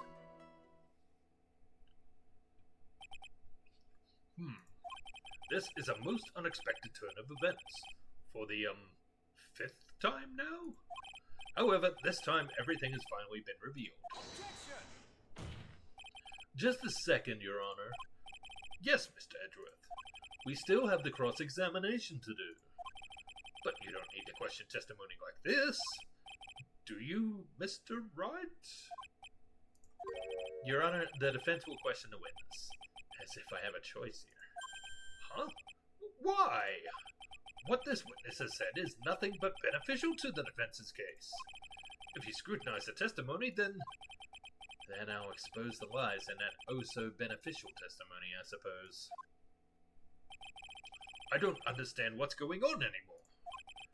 That makes two of us. Alright. As I have already stated quite a few times, Adrian Andrews is my client. However... What is it, Mr. Wright? If I press him the wrong way, it might raise suspicions on his end. But I have to do something to waste more time. Witness, about requesting a hit. Yes. How much is your fee? I see you are also quite a dark-hearted man, Mr. Attorney. Huh? If you would like to talk business, we can do so after the trial. Ah, no, I'm not thinking of hiring... Mr. Wright! Yes? You want to kill me! You want me dead, don't you? Oh, I've been enjoying this so much. What? Why would you think something like that, Your Honor? Guilty! Mr. Phoenix Wright, you are hereby declared guilty! Witness, let's continue. Why did you disclose the name of your client? They are your client, are you not? Are they not? One thing I simply cannot overlook is tampering with the scene of the crime. I would think that most people wouldn't be able to overlook a person hiring another to kill. If I had a problem with such a thing, I wouldn't be very effective at my job. Ah, yeah. Well, a change in occupation might be good for you. However, I will say this. Even though I am the one that does the deed, my clients are always the real guilty party. That goes without saying, Mr. the Killer. And their fate is to live with the knowledge of their guilt on their shoulders. However, my client this time thought that they could run away from their guilt. My client did it to frame another for the crime. Are you talking about the button and the knife? Yes, and my business card. Oh, this card. So that no one has to waste their time, including the police. I always make it a point to make things as easy as possible. You try to make things easy? My business card makes it very easy to identify who carried out this service. He's pretty devoted to his work. But to disregard everything, to go and stab the deceased with a knife, and even hide my card from sight, that is something I cannot overlook. Okay, yeah, that makes some sense. He still wants credit for the hits. And so if someone stole the card, there's no link to him anymore. I mean, you know, the card is advertising, isn't it? It's advertising his services to other interested parties who want people bumped off. It's really hard to tell if he's being truthful or not without him being here. While pretending to be the first person to discover the body and enter the scene. So you're saying most clients wouldn't do such a thing? That is correct. Usually, most people try to create an alibi for themselves. If you use my services, Mr. Attorney, I would suggest you plan for your alibi too. No, I already told you. I have no intention of using your services. Ever. Why does he keep looking at me like I'm the one on trial here? Adrian Andrews already knew from the very beginning that Juan Carida was dead. From the very beginning. That is correct. From before my client visited the room. All my clients know precisely what the situation is at all times. I wonder if that's really true. That's odd. But even more appalling is the creation and planting of the knife and button. So why do you think your client did that? What do you mean by why? Well, fiddling around at the scene of the crime is pretty risky. And why would someone who has requested a murder go to the crime scene anyway? That is true. I assume it's probably done to frame Mr. Ongard. If that's the case, then why didn't the person just request that you do it? Sadly, that is not possible. Huh? My job is to kill, that is all, and to leave my business card behind, naturally. The business card is so my clients may escape blame. To protect them is my duty. Even if they say it's for revenge, setting someone else up to take your fall. That act is what I was referring to when I said my client had broken the rules. And that's all you have to testify? Yes, and I pray that I will never be called to the stand again. Again? As in you plan to continue? I must, as I have yet to find a person to take my place and become the fourth successor. Actually, how would you like a new life, Mr. Attorney? Ooh, that could be interesting. Phoenix Wright, Ace Assassin. Excuse me? No, I'm fine, really. Oh, you really know? I wonder what kind of man the judge thinks I am now. What are you going to do now, Phoenix? All I can do now is expose the lies. That's true. However, you realize that would be very bad for a client, right? I'm so confused. The one thing I know for sure is I can't let this trial end yet.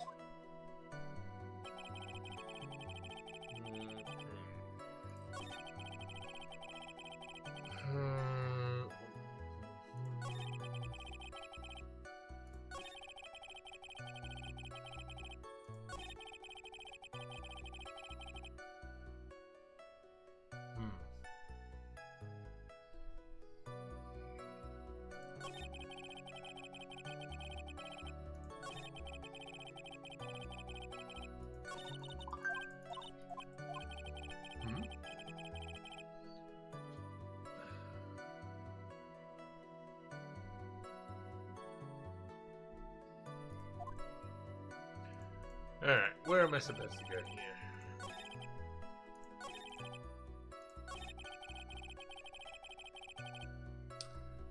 Now, let's see. Can I prove that she didn't already know that he was dead? She said she didn't know.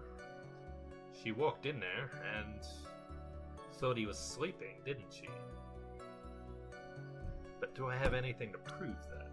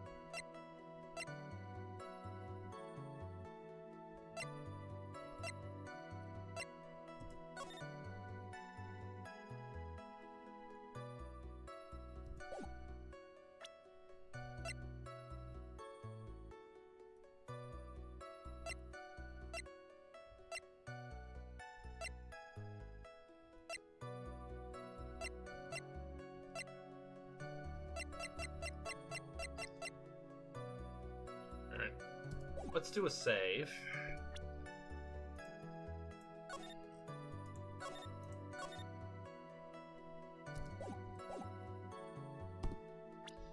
Try the wine glass. Thank you so much for taking the time to testify, Mr. the Killer. What is the meaning of that attitude? When Adrian Andrews entered the victim's room, your client had no idea that Juan Carida had been murdered. But how? How do you know that? From this wine glass, Your Honor. The glass.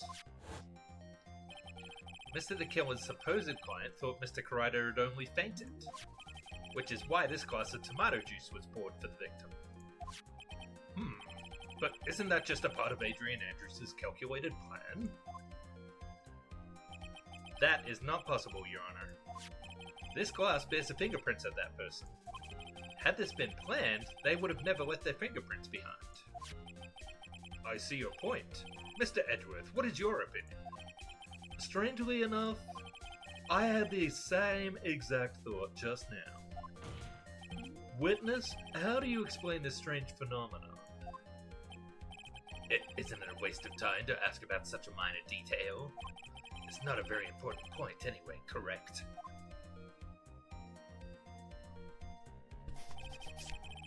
I'm afraid you are mistaken. If Adrian Andrews really is your client as you claim, then your client should have had knowledge of Mr. Karida's death. If not, then that can only mean that Adrian Andrews was never your client at all.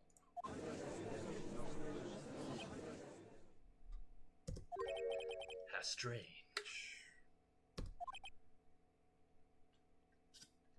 Yes? Why is it that the attorney has yet to raise an objection in this absurd situation? Phoenix, if the killer figures out what we're up to, we're in real trouble. Yeah, I know. Objection! Mr. Edgeworth, I'm surprised. You know you can't say things like that without any evidence. Sorry. Well, that was an awfully weak objection for the two of you. Anyway, I am positive there was a contradiction in that testimony. The prosecution requests further testimony concerning when the request was taken. Very well. Right now, I have to buy us more time. While we wait for the items the killer left behind to get here. I just know that the very outcome of this trial lies with those items.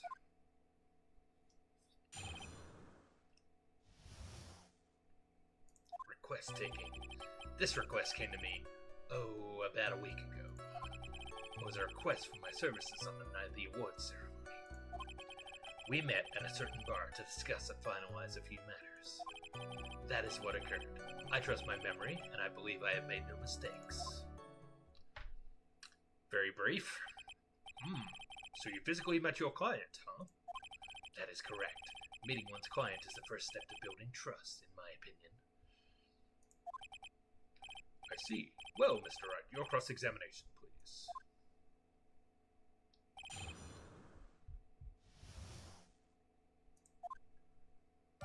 This request came to me, about a week ago. 1 week ago? Are you sure? Yes, I am quite sure. I, of course, had my own preparations, and I was barely able to finish. When you request my services, Mr. Attorney, I hope you will keep that in mind. Please, stop. In any case, my client this time had a very specific date and time in mind. A specific date and time? It was a request for my services on the night of the awards ceremony. Did you ask why on that specific night? No. I tried to fulfill all the conditions of my client's request. But as for why, I only had my own suspicions. Your suspicions, huh? So what are these suspicions you had? Why did your client request that night? I'm sure it was all for the bear. The bear? My client spoke of it. I'm sure there will be a bear-shaped figurine in Juan Karida's room. I would like you to retrieve that item for me. Still talking about this bear puzzle. Inside that figurine was a suicide note. Naturally, the victim brought it with him to his hotel room. He was planning to publicly disclose its contents at the press conference, after all. That is correct. And if I had not done the job that night, I would not have known where that bear figurine was. I see. Well, Mr. Wright, was the testimony just now of any importance? Testimony just now has made one thing clear, and that is the client knew the secret of the bear figurine. Huh? Why is everyone so quiet? Mr. Wright, I think all of us already knew that. Oh, really? Witness, please continue with your testimony. We met at a certain bar to discuss and finalize a few matters. So you physically met Adrian Andrews, right? Of course I did. What was that? What was with that brief pause? Witness, I would like for you to give us a few more details. I always meet my clients as a matter of principle. I've never taken a request by telephone or mail. And why is that? That's because I value the trust between a client and myself above all else. The only way to establish that is to speak to the client while looking them in the eye. Well, Mr. Wright, was the testimony just now of any importance? Probably. Of course, it was very important, Your Honor. If Mr. the Killer had met his client before the murder, then it's unlikely he is mistaken. So you're saying that his client really was Adrian Andrews? I guess so. You see, it's just as I said. I'm so lost. Who the heck am I supposed to be helping here? Calm down, Phoenix. Think carefully and relax. Now then, would the witness please continue? That is what occurred. I trust my memory, and I believe I have made no mistakes. So your client was Adrian Andrews? That is correct. Well, he says the two of them met. If they did, then there shouldn't be anything wrong with the killer's testimony. Well, there doesn't seem to be anything strange this time around. You have to draw more information from him, but you can't draw his suspicion. If you can do that, you should be able to find a flaw in his testimony somewhere. Talk about a delicate balance.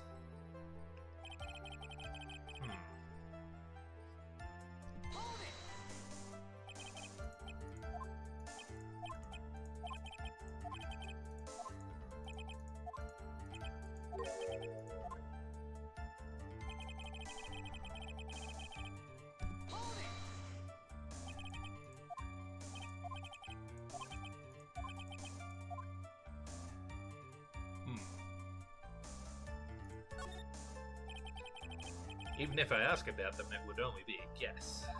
I see. That's fine then.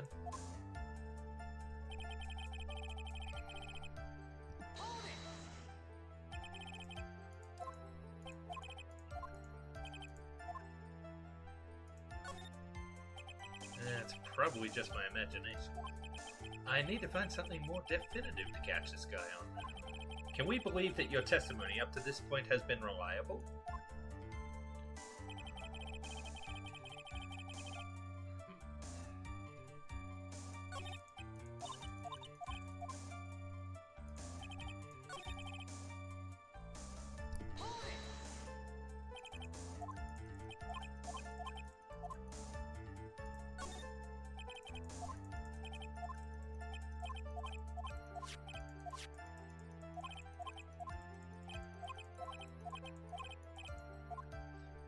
Let's see what happens if I say it wasn't important.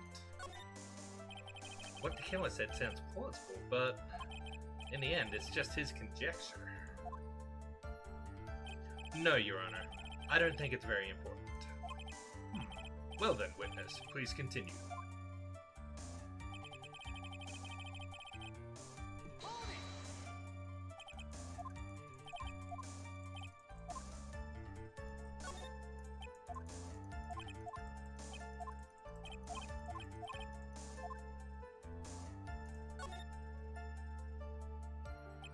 Why he meets his clients is not important, and that wasn't the point. Witness, please stop sidestepping my questions. What do you mean by that? My question was, did you really meet Adrian Andrews in person? I have already told you, Mr. Wright, I did. It was only through talking with him face to face that I began to trust him. That's when I thought, I can trust this person as a client. It's true what they say about talking face to face. Well, Mr. Wright, was the testimony just now of very importance? Oh, yes. If I heard what I think I heard just now, then I think I've got him. Your Honor, I believe the testimony just now was of the utmost importance. Huh? Really? If that's the case, witness, please include the statement just now in your testimony. Very well. From the moment I saw him, I thought I can trust this person as a client. Now, do I press further or do I present evidence here? Let's go.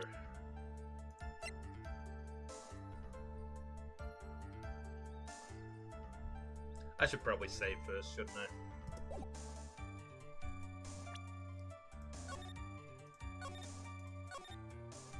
Objection, conjecture, objection. It's all so confusing. Now, let's press him further. See what he said. But as we now know, that was not how it turned out, correct? What do you mean? Adrian Andrews turned out to be a client who couldn't stick to the rules, right? Well, yes. I suppose you were correct. So I would like to check one last time. Are you sure your testimony is accurate? Alright.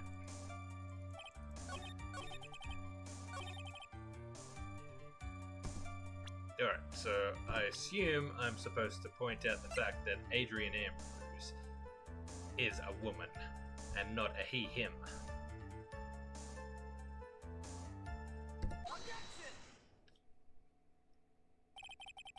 I would like to go over this one more time. You met Adrian Andrews at a bar and took the request at that time. Yes, that is correct. And that's when you thought he was trustworthy. How many times must I repeat myself? Yes, that is correct. I'm sorry, but that is an impossible tale. What? Shelley the Killer. You have never met the real Adrian Andrews. Right, yeah, he thinks Adrian is a male name. Why would you say that? Because you made one very big slip up. About her. So what is the issue? Oh. What did you say just now? About her? If you had ever met Adrian Andrews in person, one look at her would have told you that she is a woman. Oh.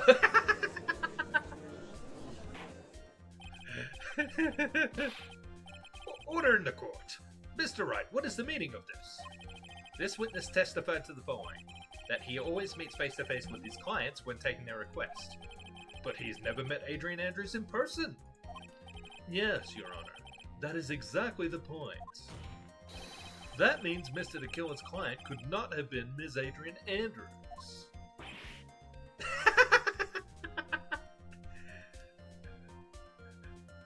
Is it sweating oil or hair gel or...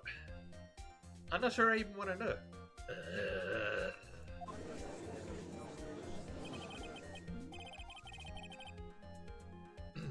Mr. Edgeworth, I understand your logic on this one. However, why would the assassin make such a basic mistake?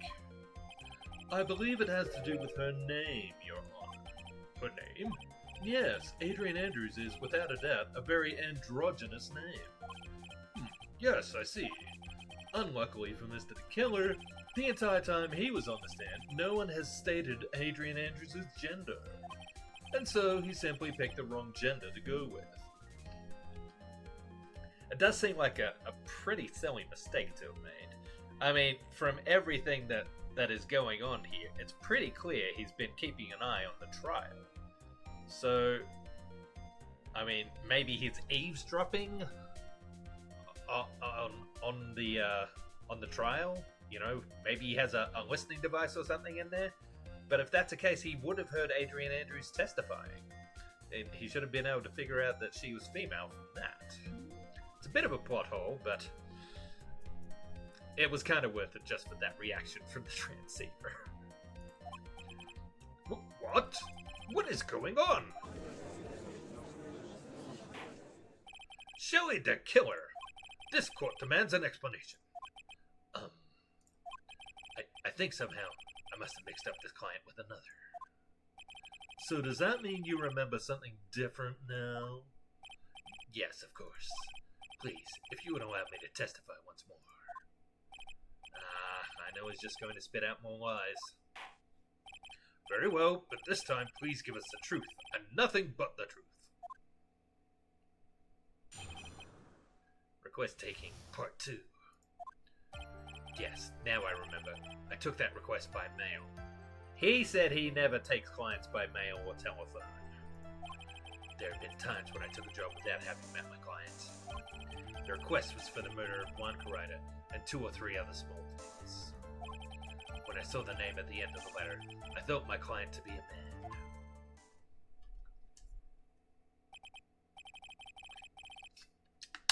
So you took this job through a letter. Didn't mention anything about a letter in his earlier testimony, which means he's definitely lying. Be careful, Phoenix. If you break the assassin's testimony completely, it's over for us. I know, I can't make him suspicious, but I think we're okay. Like we can do this. As long as he's standing there across from me, no matter how strong of a punch I throw, he'll counter it. Now then, let's begin the cross-examination.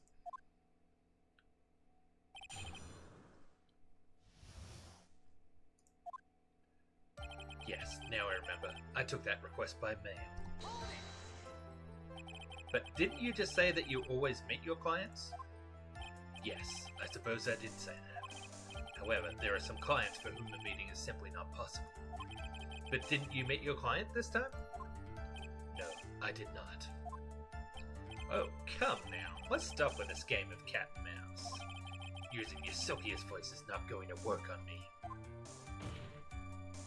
Alright then, just cough it up and confess. Mr. Wright, you can't badger a witness with such harsh words. You're a lawyer, so behave like one and present evidence instead of mindlessly yelling. Now then, do you have any proof that Mr. Killer met with his client? I don't think I do at the moment. I'm sorry, Your Honor. Unfortunately, I don't have any proof. I see. Then your line of questioning was just another waste of time. Sadly for us, Your Honor, that is the nature of right and wrong. There have been times when I took a job without having met my clients. And why could you not meet certain clients? Recently, I have been receiving more requests. If I met each and every client, I would lose some nice business opportunities. Nice business opportunities? On top of which, times have changed. It is now the age of information and computers, correct? Well, now I have joined the times, and now take requests via electronic mail. Electronic mail? Do you have to mail that in a special insulated envelope? I'm very sorry. I despise the shortening of words. What I meant by electronic mail is what is commonly referred to as email. Email? In a contest of mimicry, the judge would beat a parrot, hands down.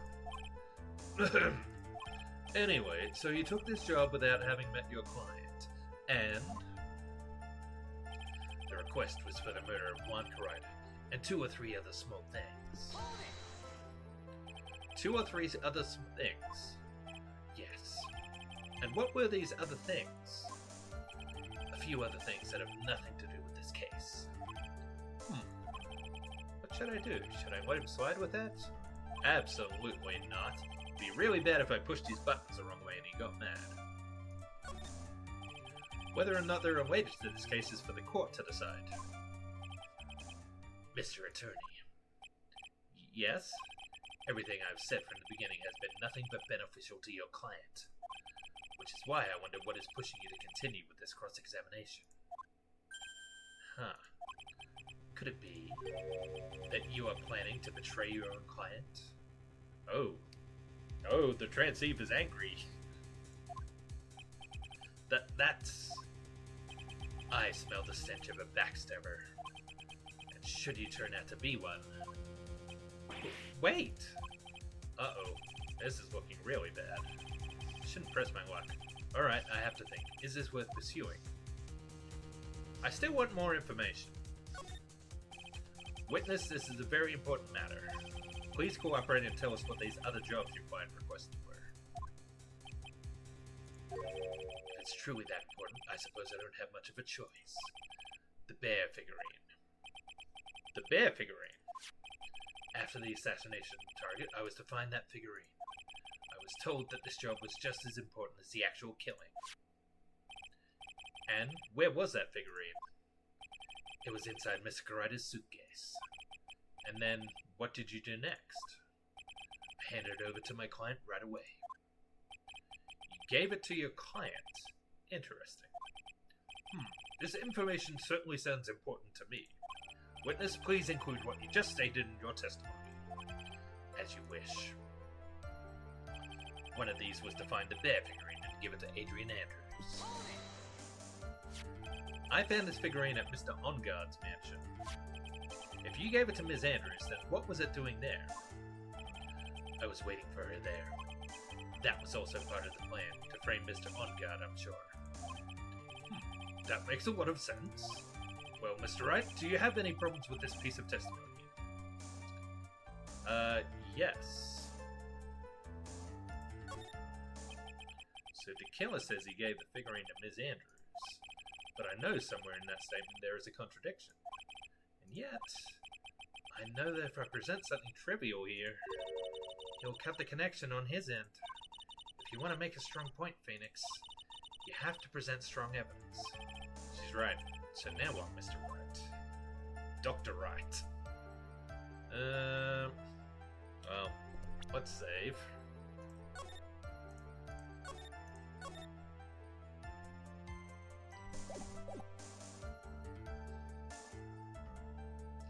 I'm not sure I have... well...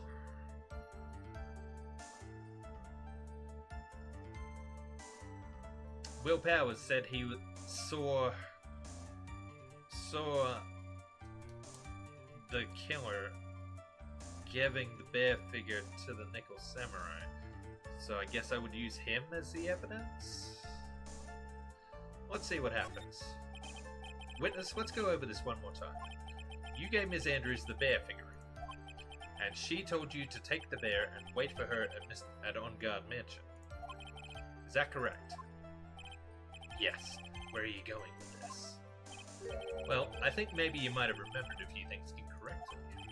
What? This is a battle of wits. Can't let up on him.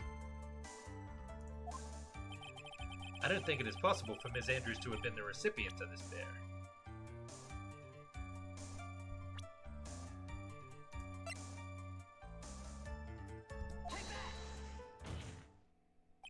So, what do you think? Witness? Mr. the Killer? Oh, I'm sorry. I went to visit the water closet for a second. Huh? Mr. Attorney, I think it's time I stated this in terms even you can comprehend. Huh? If you ask me any more of these pointless questions, there will be no mercy. Okay, so I got it wrong. Erk. Now, I would like to move on with my testimony. When I saw the name at the end of the letter, I thought my client to be a man. So you're saying that you never saw your client's face, not even once? I did, once. It was when I went to give my client the figurine. Yes, I see. But Miss Andrews was wearing a mask at the time. A mask? The Nickel Samurai mask, I'm guessing. Mr. Wright, what do you have to say about this? Do you have any problems with this piece of testimony?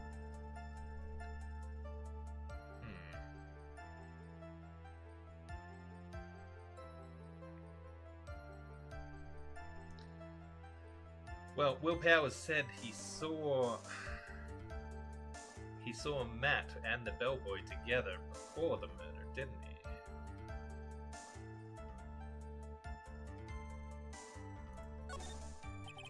One thing does sort of stick out at me, Your Honor. Witness, I think you most definitely saw your client's face. Let's recall Mr. Powers' testimony.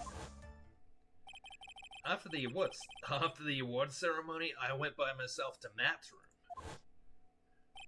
Matt was standing there in front of his room, still in his nickel samurai costume. Matt gave the bellboy a tip.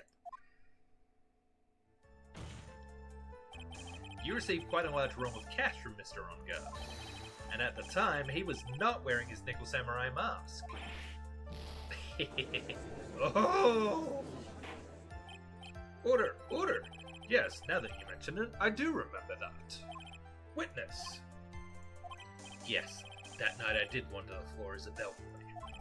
I received plenty of tips that night for carrying juice to the various rooms. Is that so wrong? Huh? The man who gave me that tip was not my client. He was probably just a very generous person.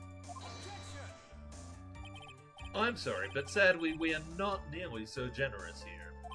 If I could receive very large rolls of cash by simply bringing people things on trays, then why on earth would I stand around here You already made this argument, Edgy. Oh, the deja vu. And isn't his salary more than enough for one man? And where is your evidence that the large roll of cash was not, in fact, a tip? Come, Mr. Edgewood, show me the money. Show me the money! What? Mr. Attorney. Yes. You know, I think your line of questioning has been a little strange. In fact, I would say you don't seem to believe Miss Andrews is my client. Oh no, it's not like that at all. I just think lies aren't a good thing, you know? Oh, I know, and agree. Lies are not a good thing at all. I think we're on the same page now, aren't we, Mr. Attorney? Remember, if I feel threatened in any way, I am free to cut contract at any time. I'm sorry. Please forgive my foolishness. If only you were this apologetic all the time. Anyway, I do not see a huge contradiction here. Therefore, you may continue, witness. We pretty much reached the end of our rope here. Huh? Seems like we're still okay to me. And that's exactly what is so bad. At the rate we're going, we'll end up completely destroying To Killer's Lie. If we do that, you already know how serious of a situation this will put us in. Oh yeah. All I can do now is pray that those items reach us in time.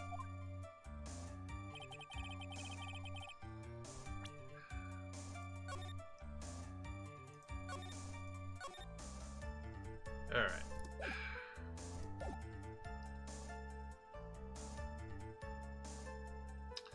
Alright, let's go with some different answers and see what happens.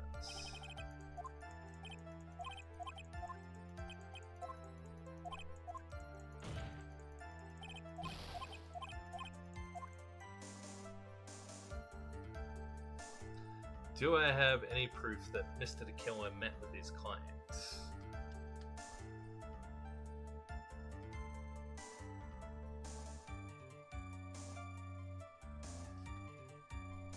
I think I said I don't have any proof last time, didn't I? Come this far, I have to try to prove something here. I should probably save here.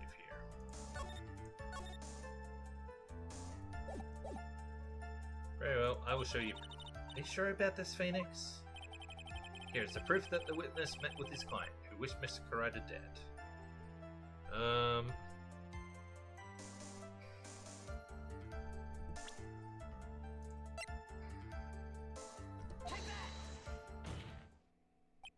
So, what do you think? Oh, no. Oh, that's right. You can't actually see the evidence. Well, I don't think this was the one I needed to see. I can hear the pure silence in the air there. That's enough. This court sees no reason to further prolong the trial. Nor is there any need for more time to decide the case against the defendant. This case is extremely clear. I see no room for misinterpretation of the facts. This court finds the defendant, Matt On-Guard. Hang on. We would have ran to Matt again. Shouldn't they have reprogrammed it for Adrian in this case?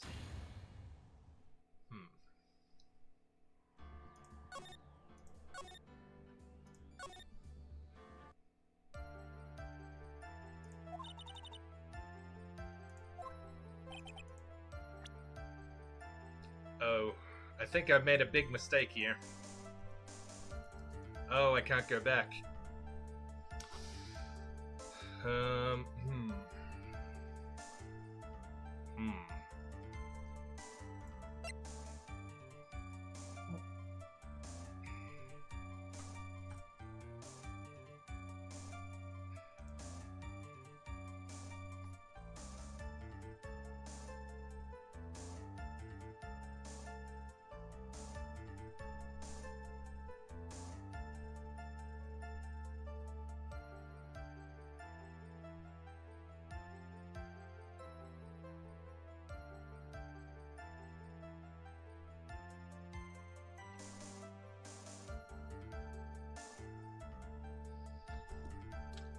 I may have made a big mistake here and saved where... Oh dear. Oh, I've overwritten my save.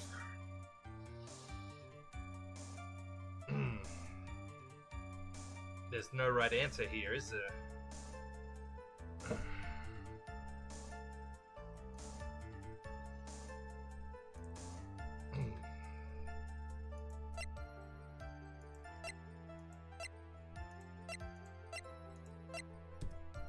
Can't go back. Ugh.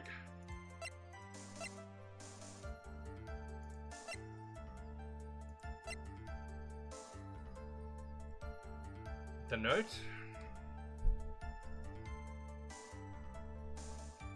Oh, thanks, Dom. Whew. Suicide note. Here's the proof that the witness met with his client who wished Mr. Karaita dead.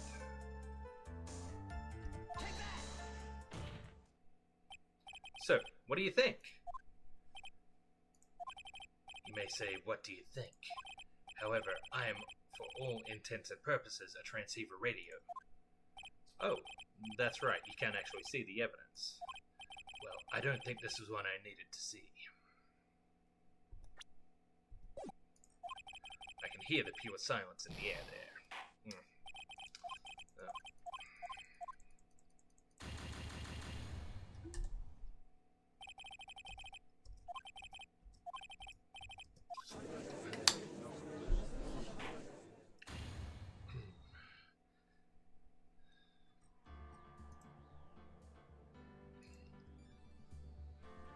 The bear. Okay.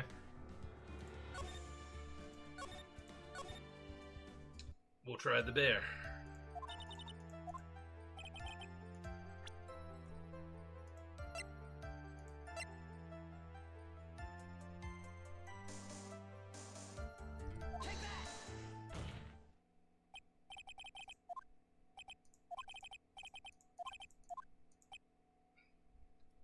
Unless it's the other bear?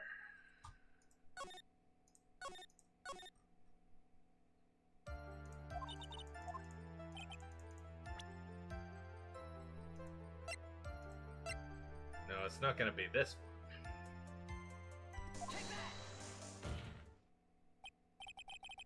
No.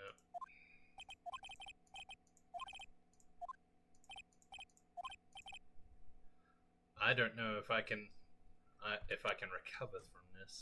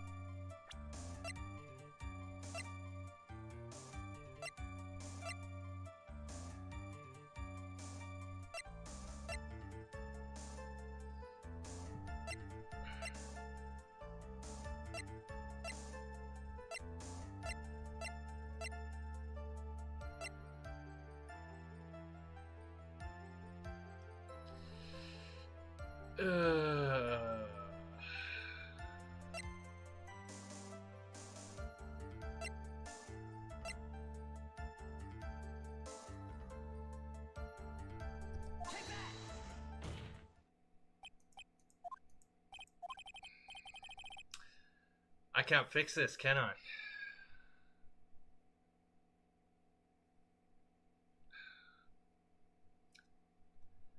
I went and saved right after the point of no return, and I've messed it up. I'm gonna have to restart the entire story now, aren't I?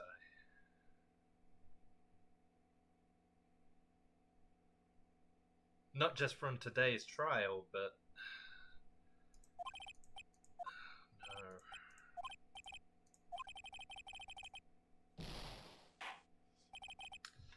No. Oh, God, I messed this up so badly.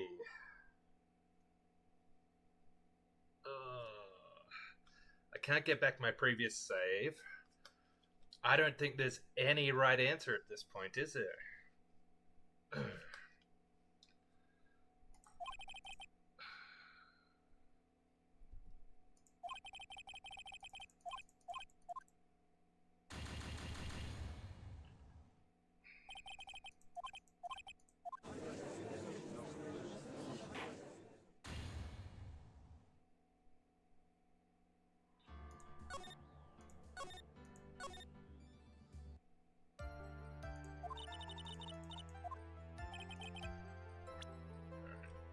Let me do a quick Google search.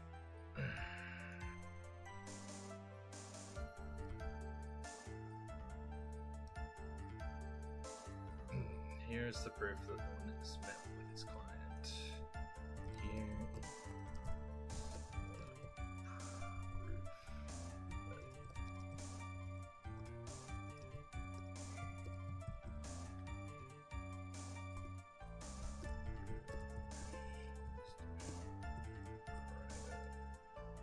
Dead.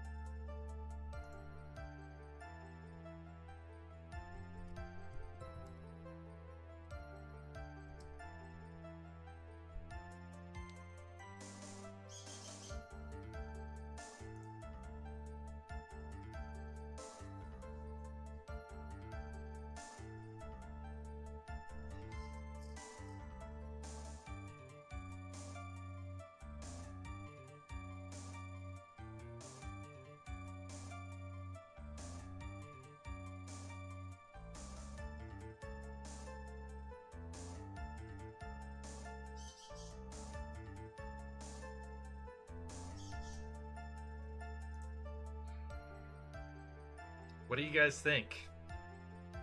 I'm looking, and it looks like I've saved after I've chosen the wrong option. I honestly do not see any way out of this.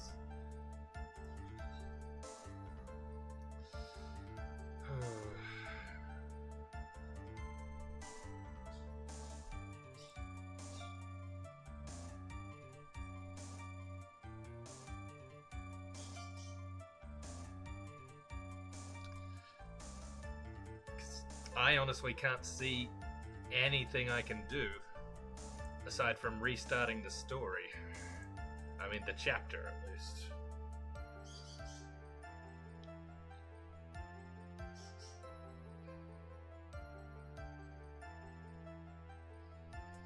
It won't even let me start again from the beginning of today's trial. I'm gonna have to do the whole bloody chapter again, aren't I?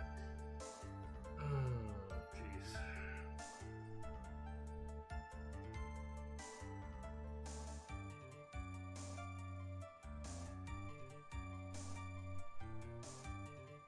I don't see any other way out though.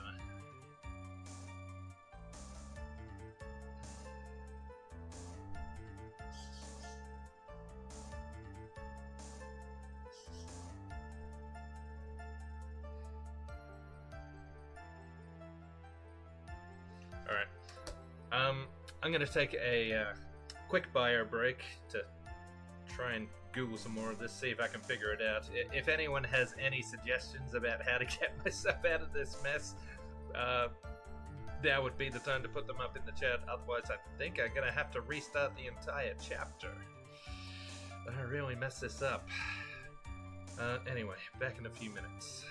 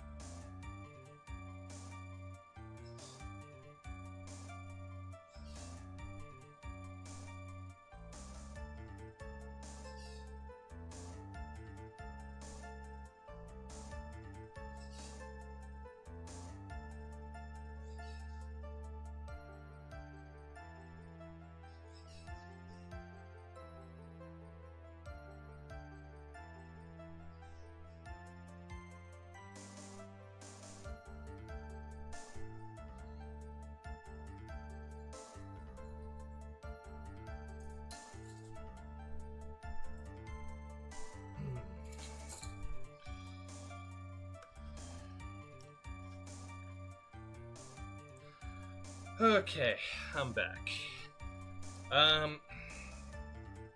I gotta ask, guys, how close am I to the end of this story? Do you think if I speedrun the game, I could get to the end of it in like an hour and a half? Because I don't have time to do a very extended stream today. My partner and I need to go out and do grocery shopping when she gets home from work. So, if you think I could go back to the end, to the beginning of this chapter, and finish the whole story in like an hour and a half, then I'll go ahead. But otherwise, maybe it would be best to restart this on my next stream on Friday. What do you guys think? Dom says sure. I mean, I must be close to the end, right? You're basically at the home stretch. Alright. Alright, well, let's give this a try then. Yeah.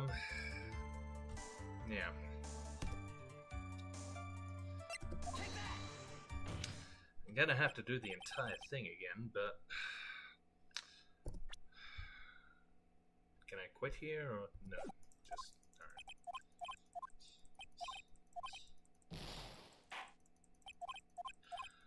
Alright. Alright. I'm very sorry about this, guys.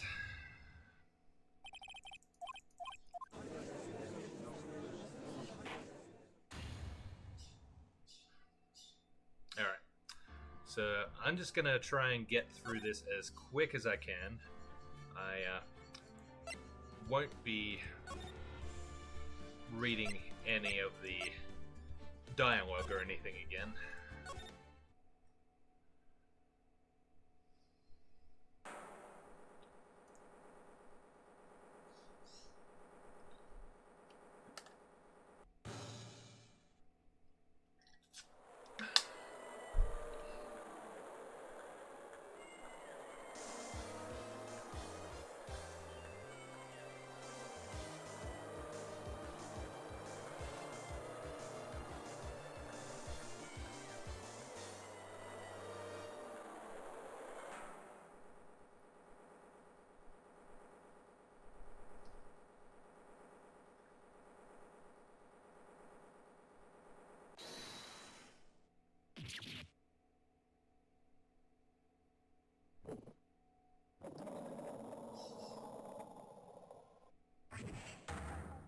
Damn it, Eggman. Stop taking out your problems on Obama.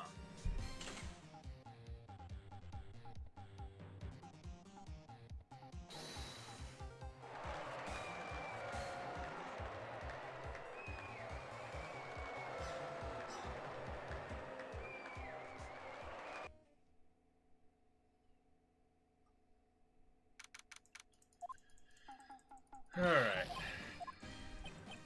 Speedrun, speedrun.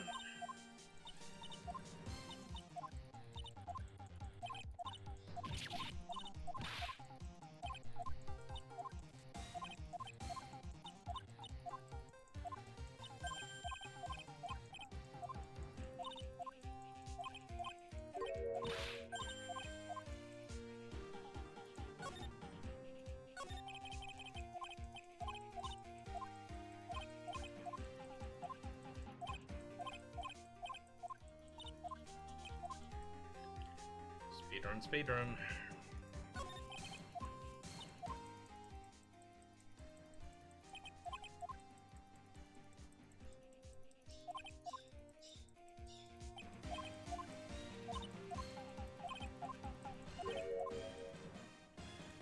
Speedrun, speedrun.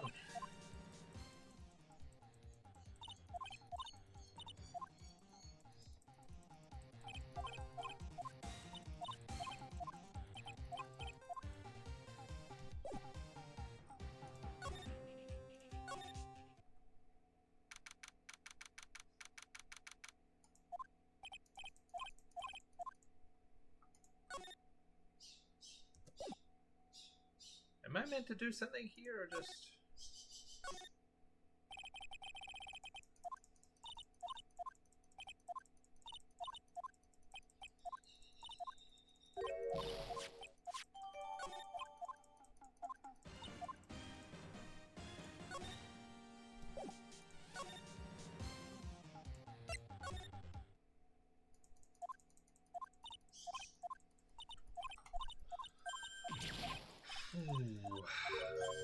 I wonder if I really can pull this off in time.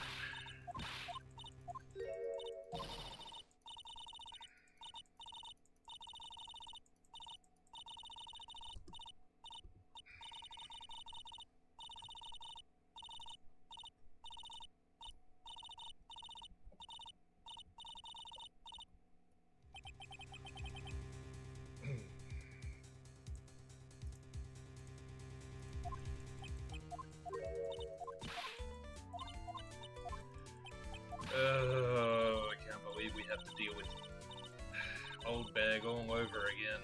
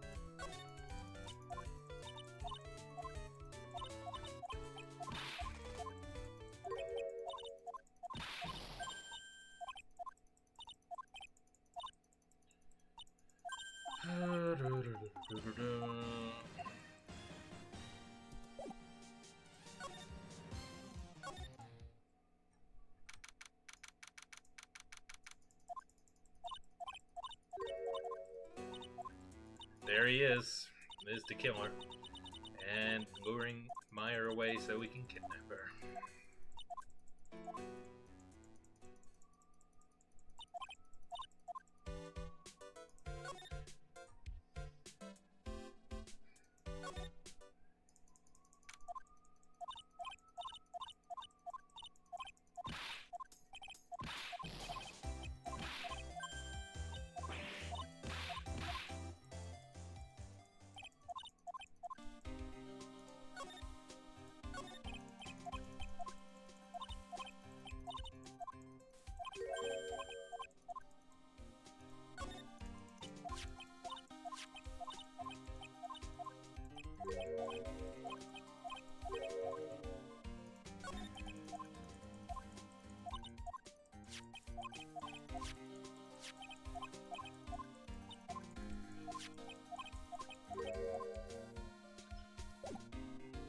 Okay.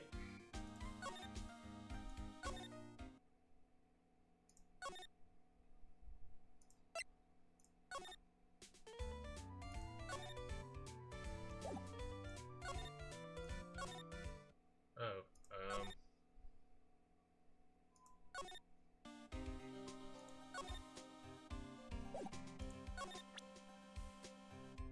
what am I supposed to do?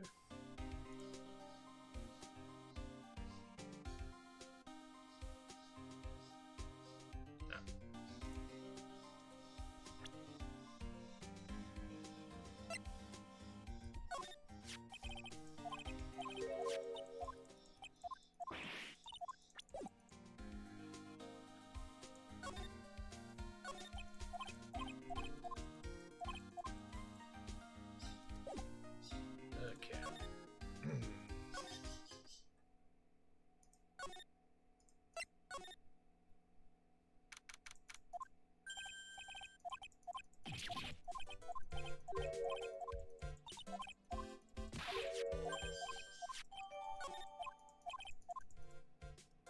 Okay.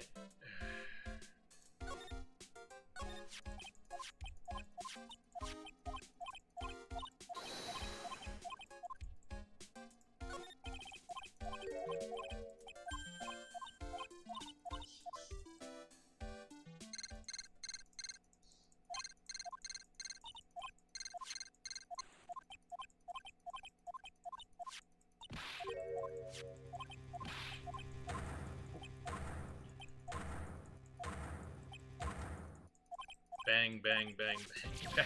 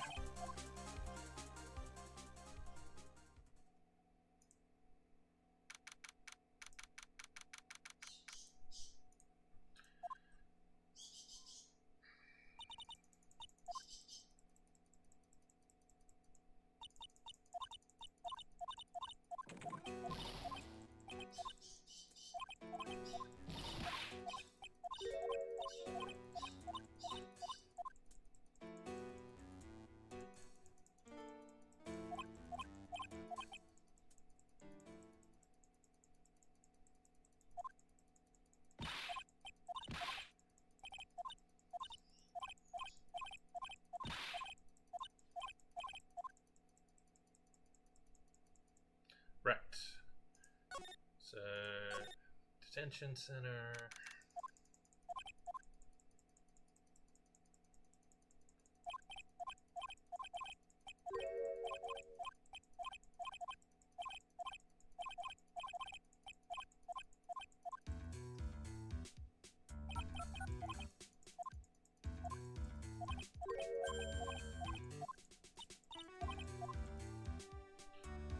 So I meant to present him the radio transceiver and the press conference ticket.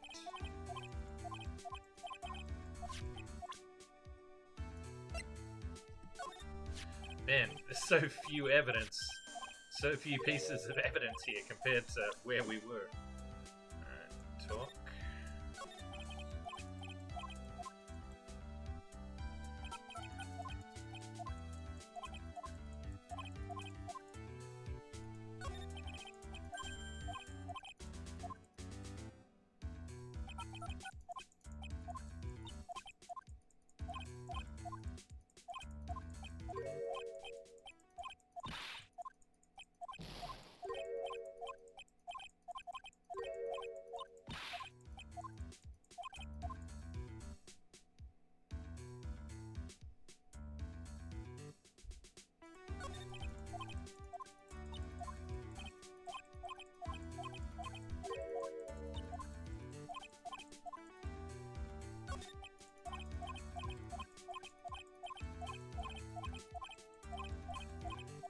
I'm starting to get a cramp in my arm from all this mouse clicking.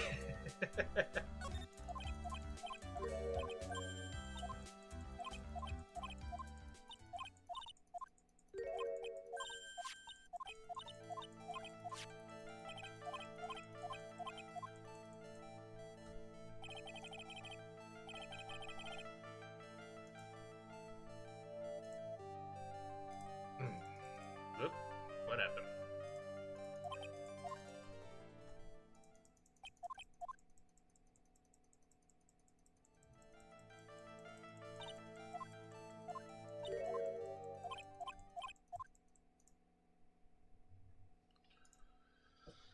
All right.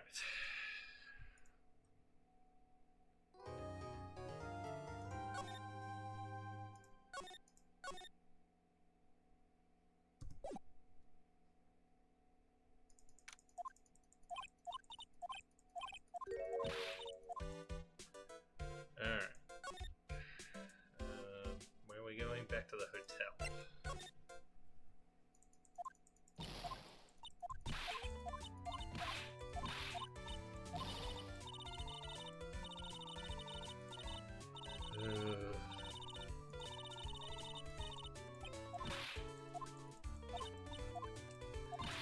Alright, I have to ask.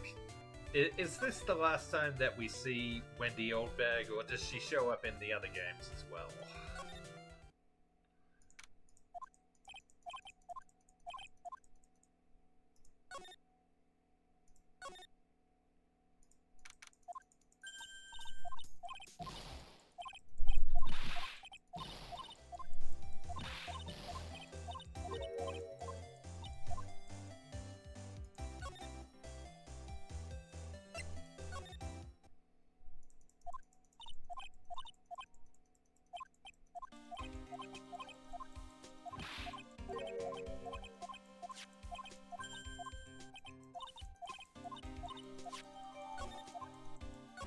Whoops.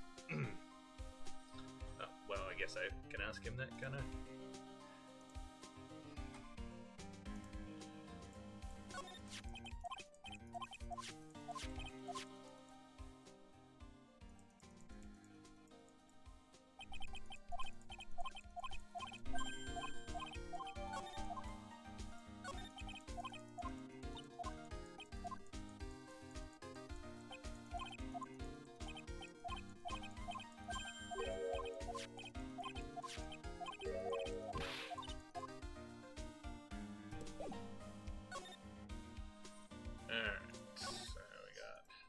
Glass.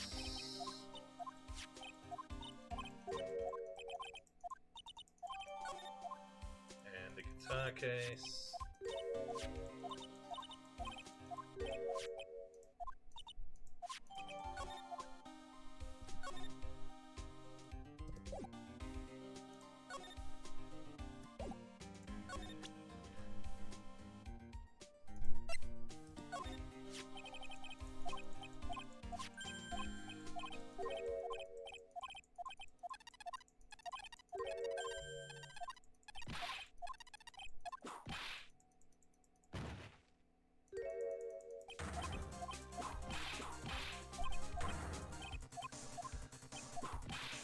hate to say this, but I kind of miss Franziska a bit in this episode. Then again, it's been fun going up against Edward again.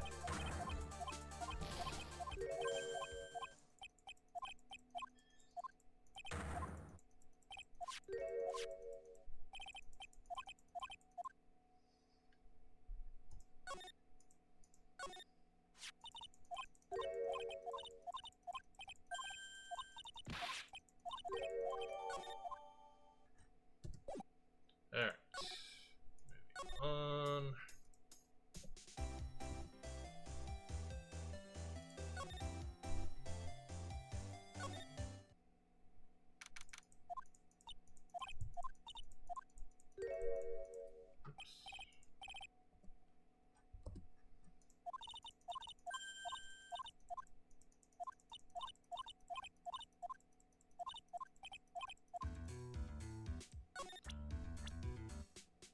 I'm just following the directions to speedrun this.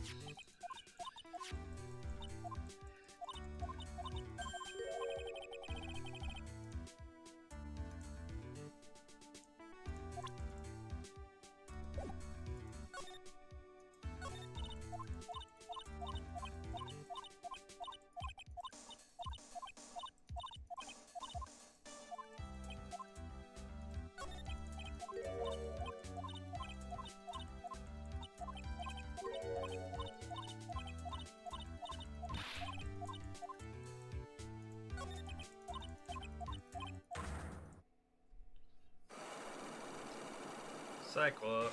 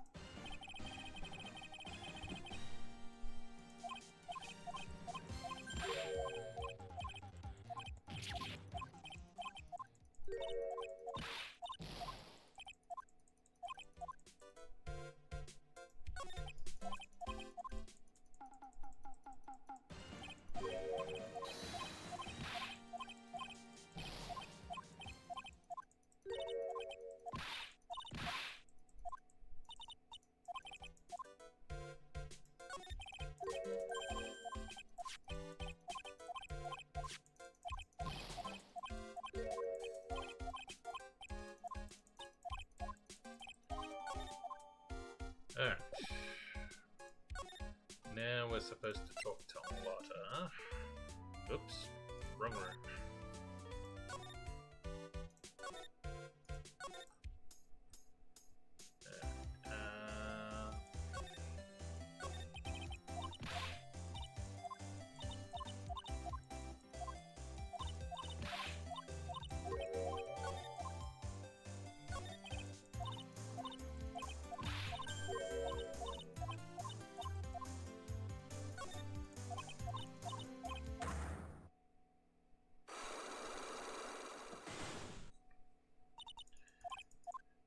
At least this one's an easy one to break.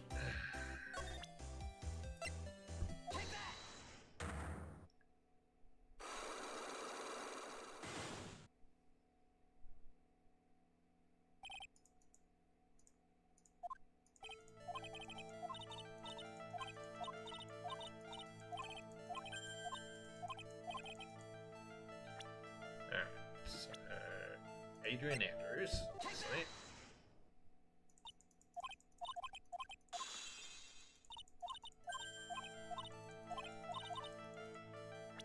And a newspaper article.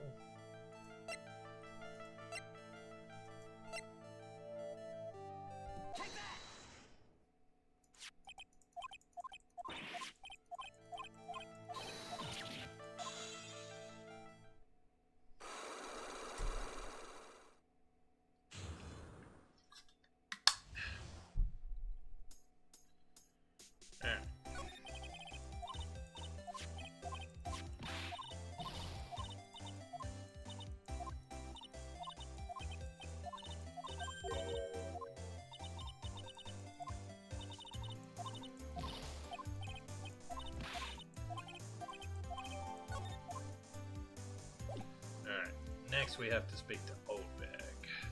God help us.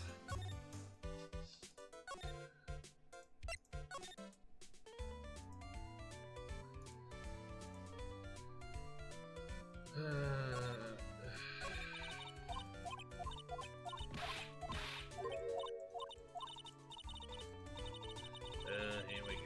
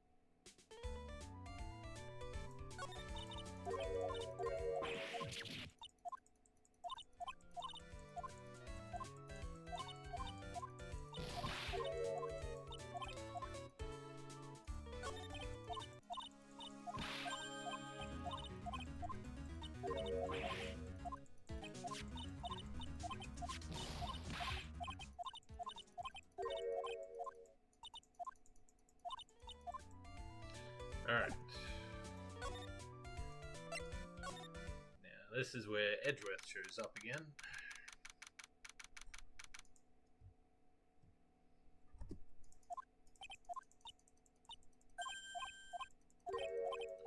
I assume it's where he shows up again anyway.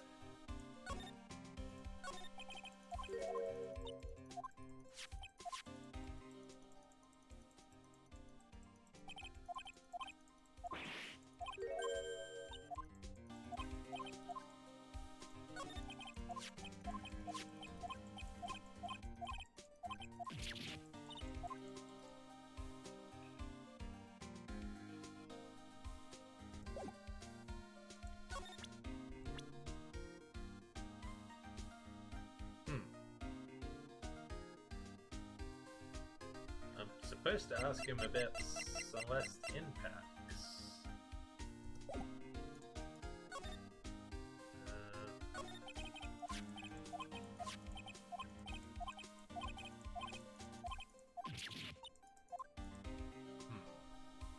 Hang on.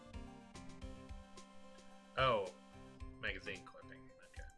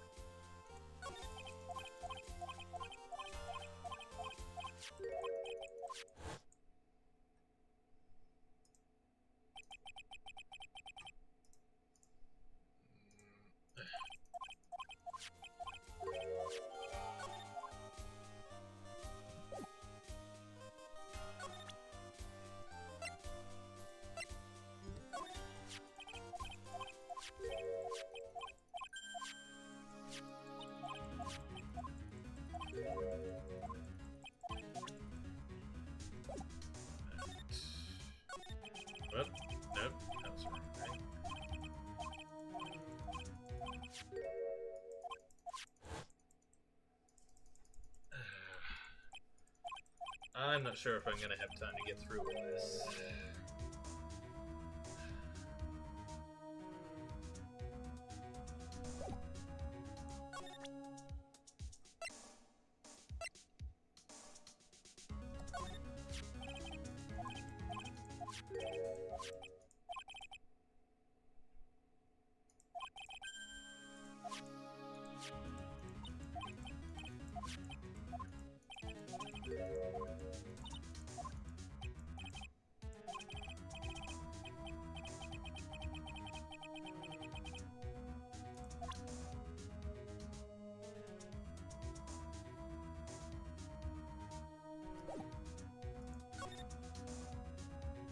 Oh, there it is.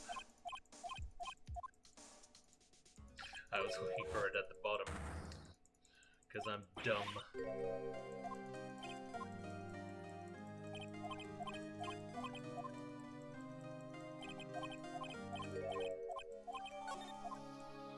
Alright. So now we have enough information to break the Cyclops on Adrian Andrews.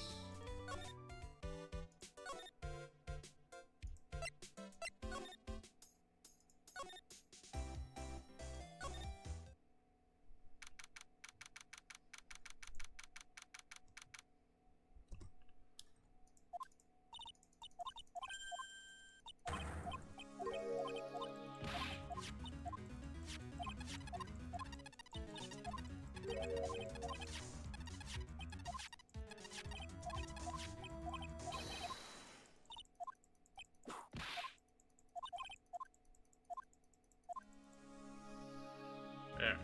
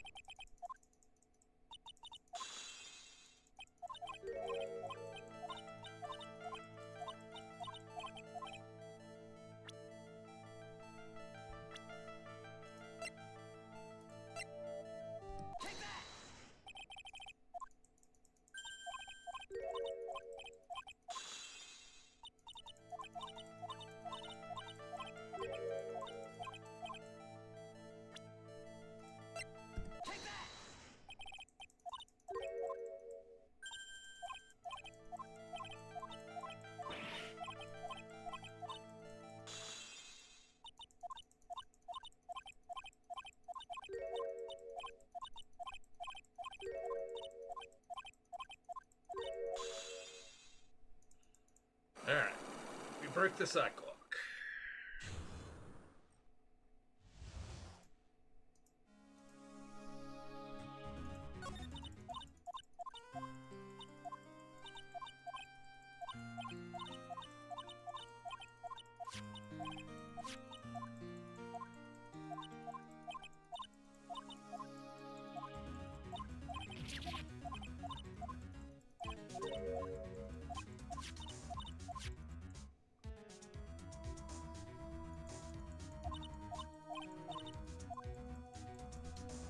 Alright. So that's pretty much it for the investigation.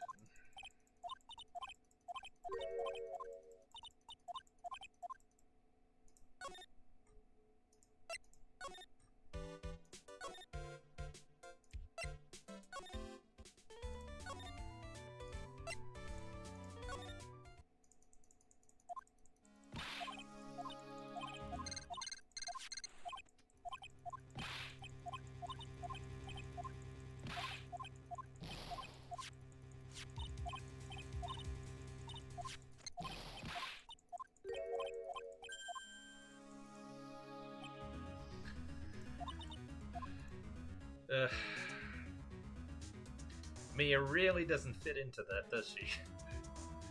Alright.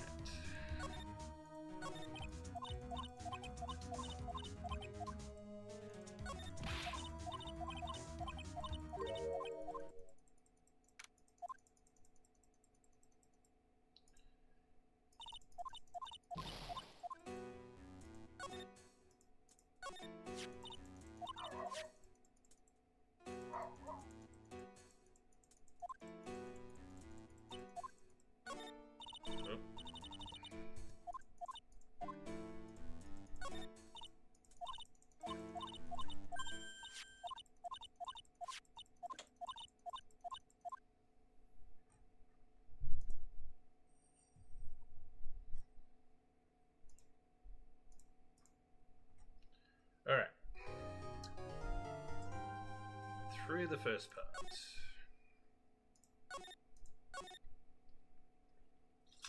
Let's see how quick we can get through the first day of the trial.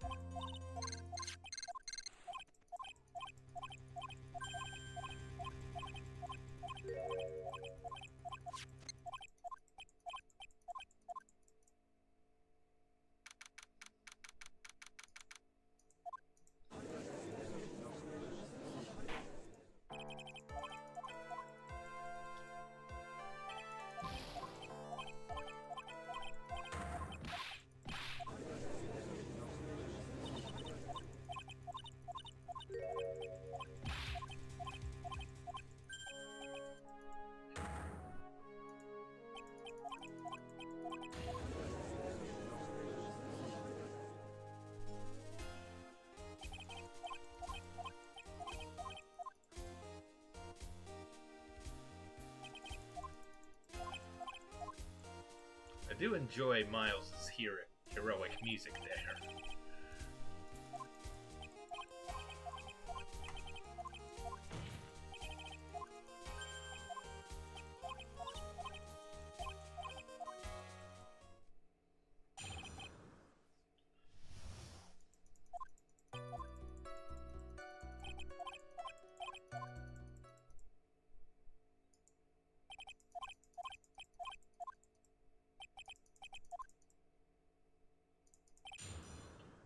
Alright, so let's see.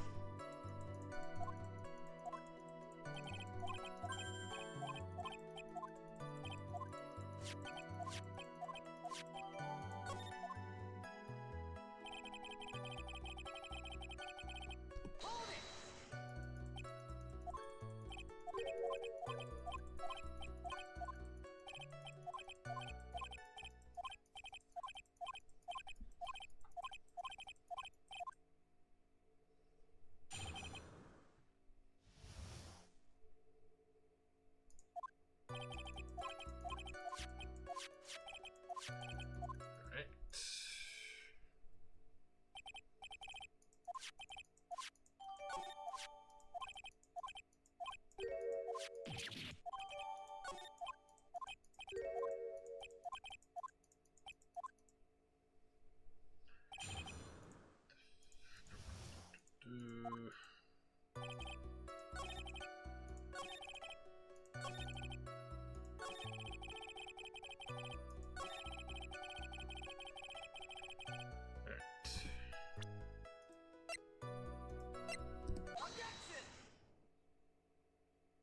Thump.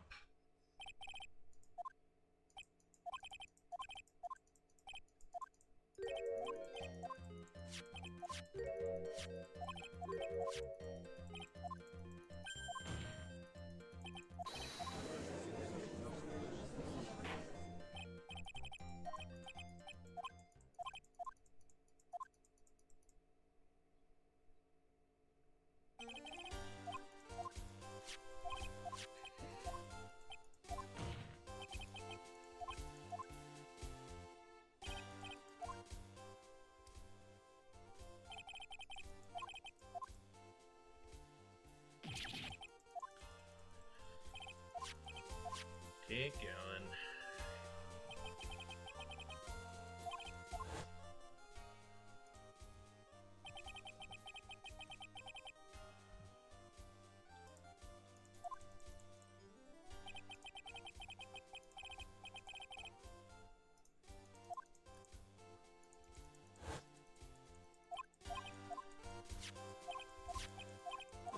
Oh dear.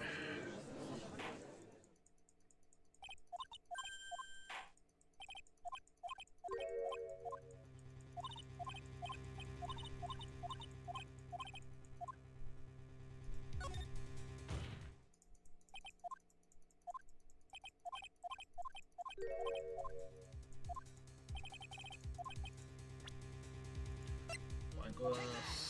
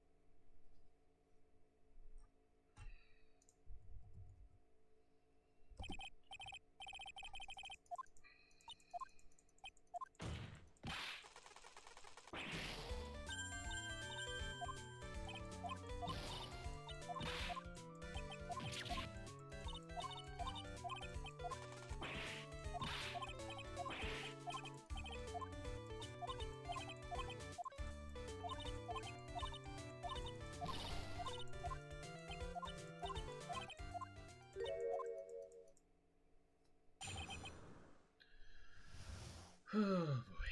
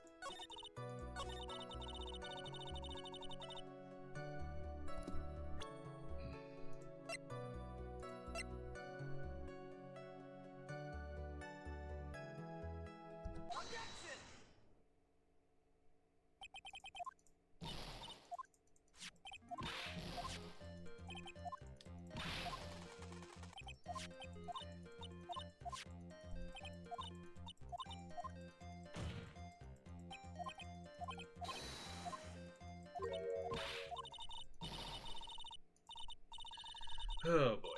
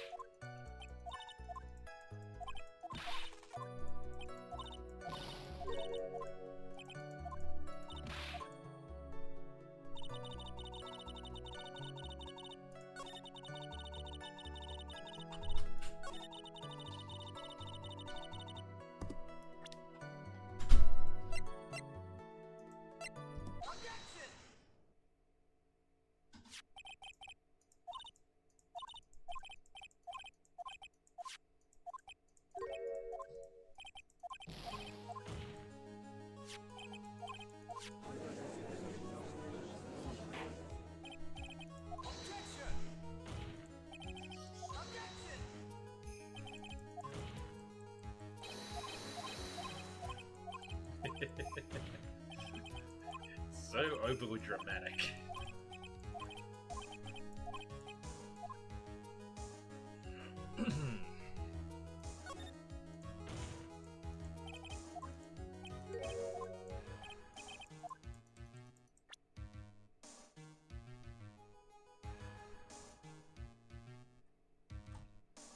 Oh, hi, Maki.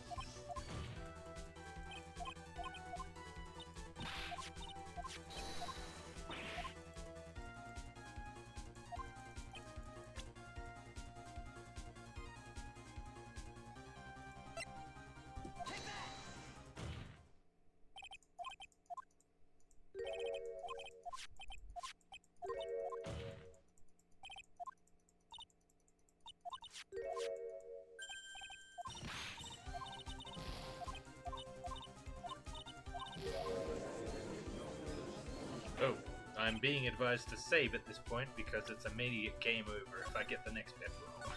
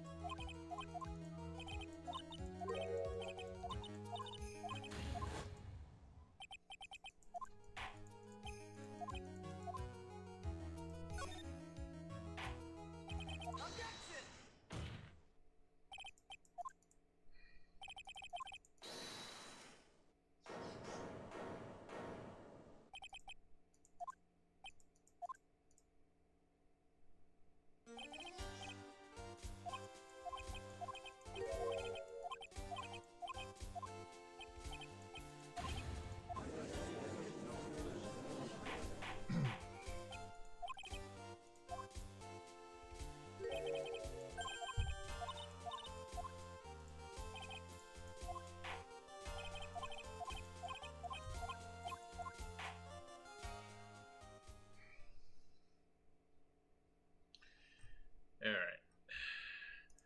So, here's the deal, guys. It's 5 o'clock now.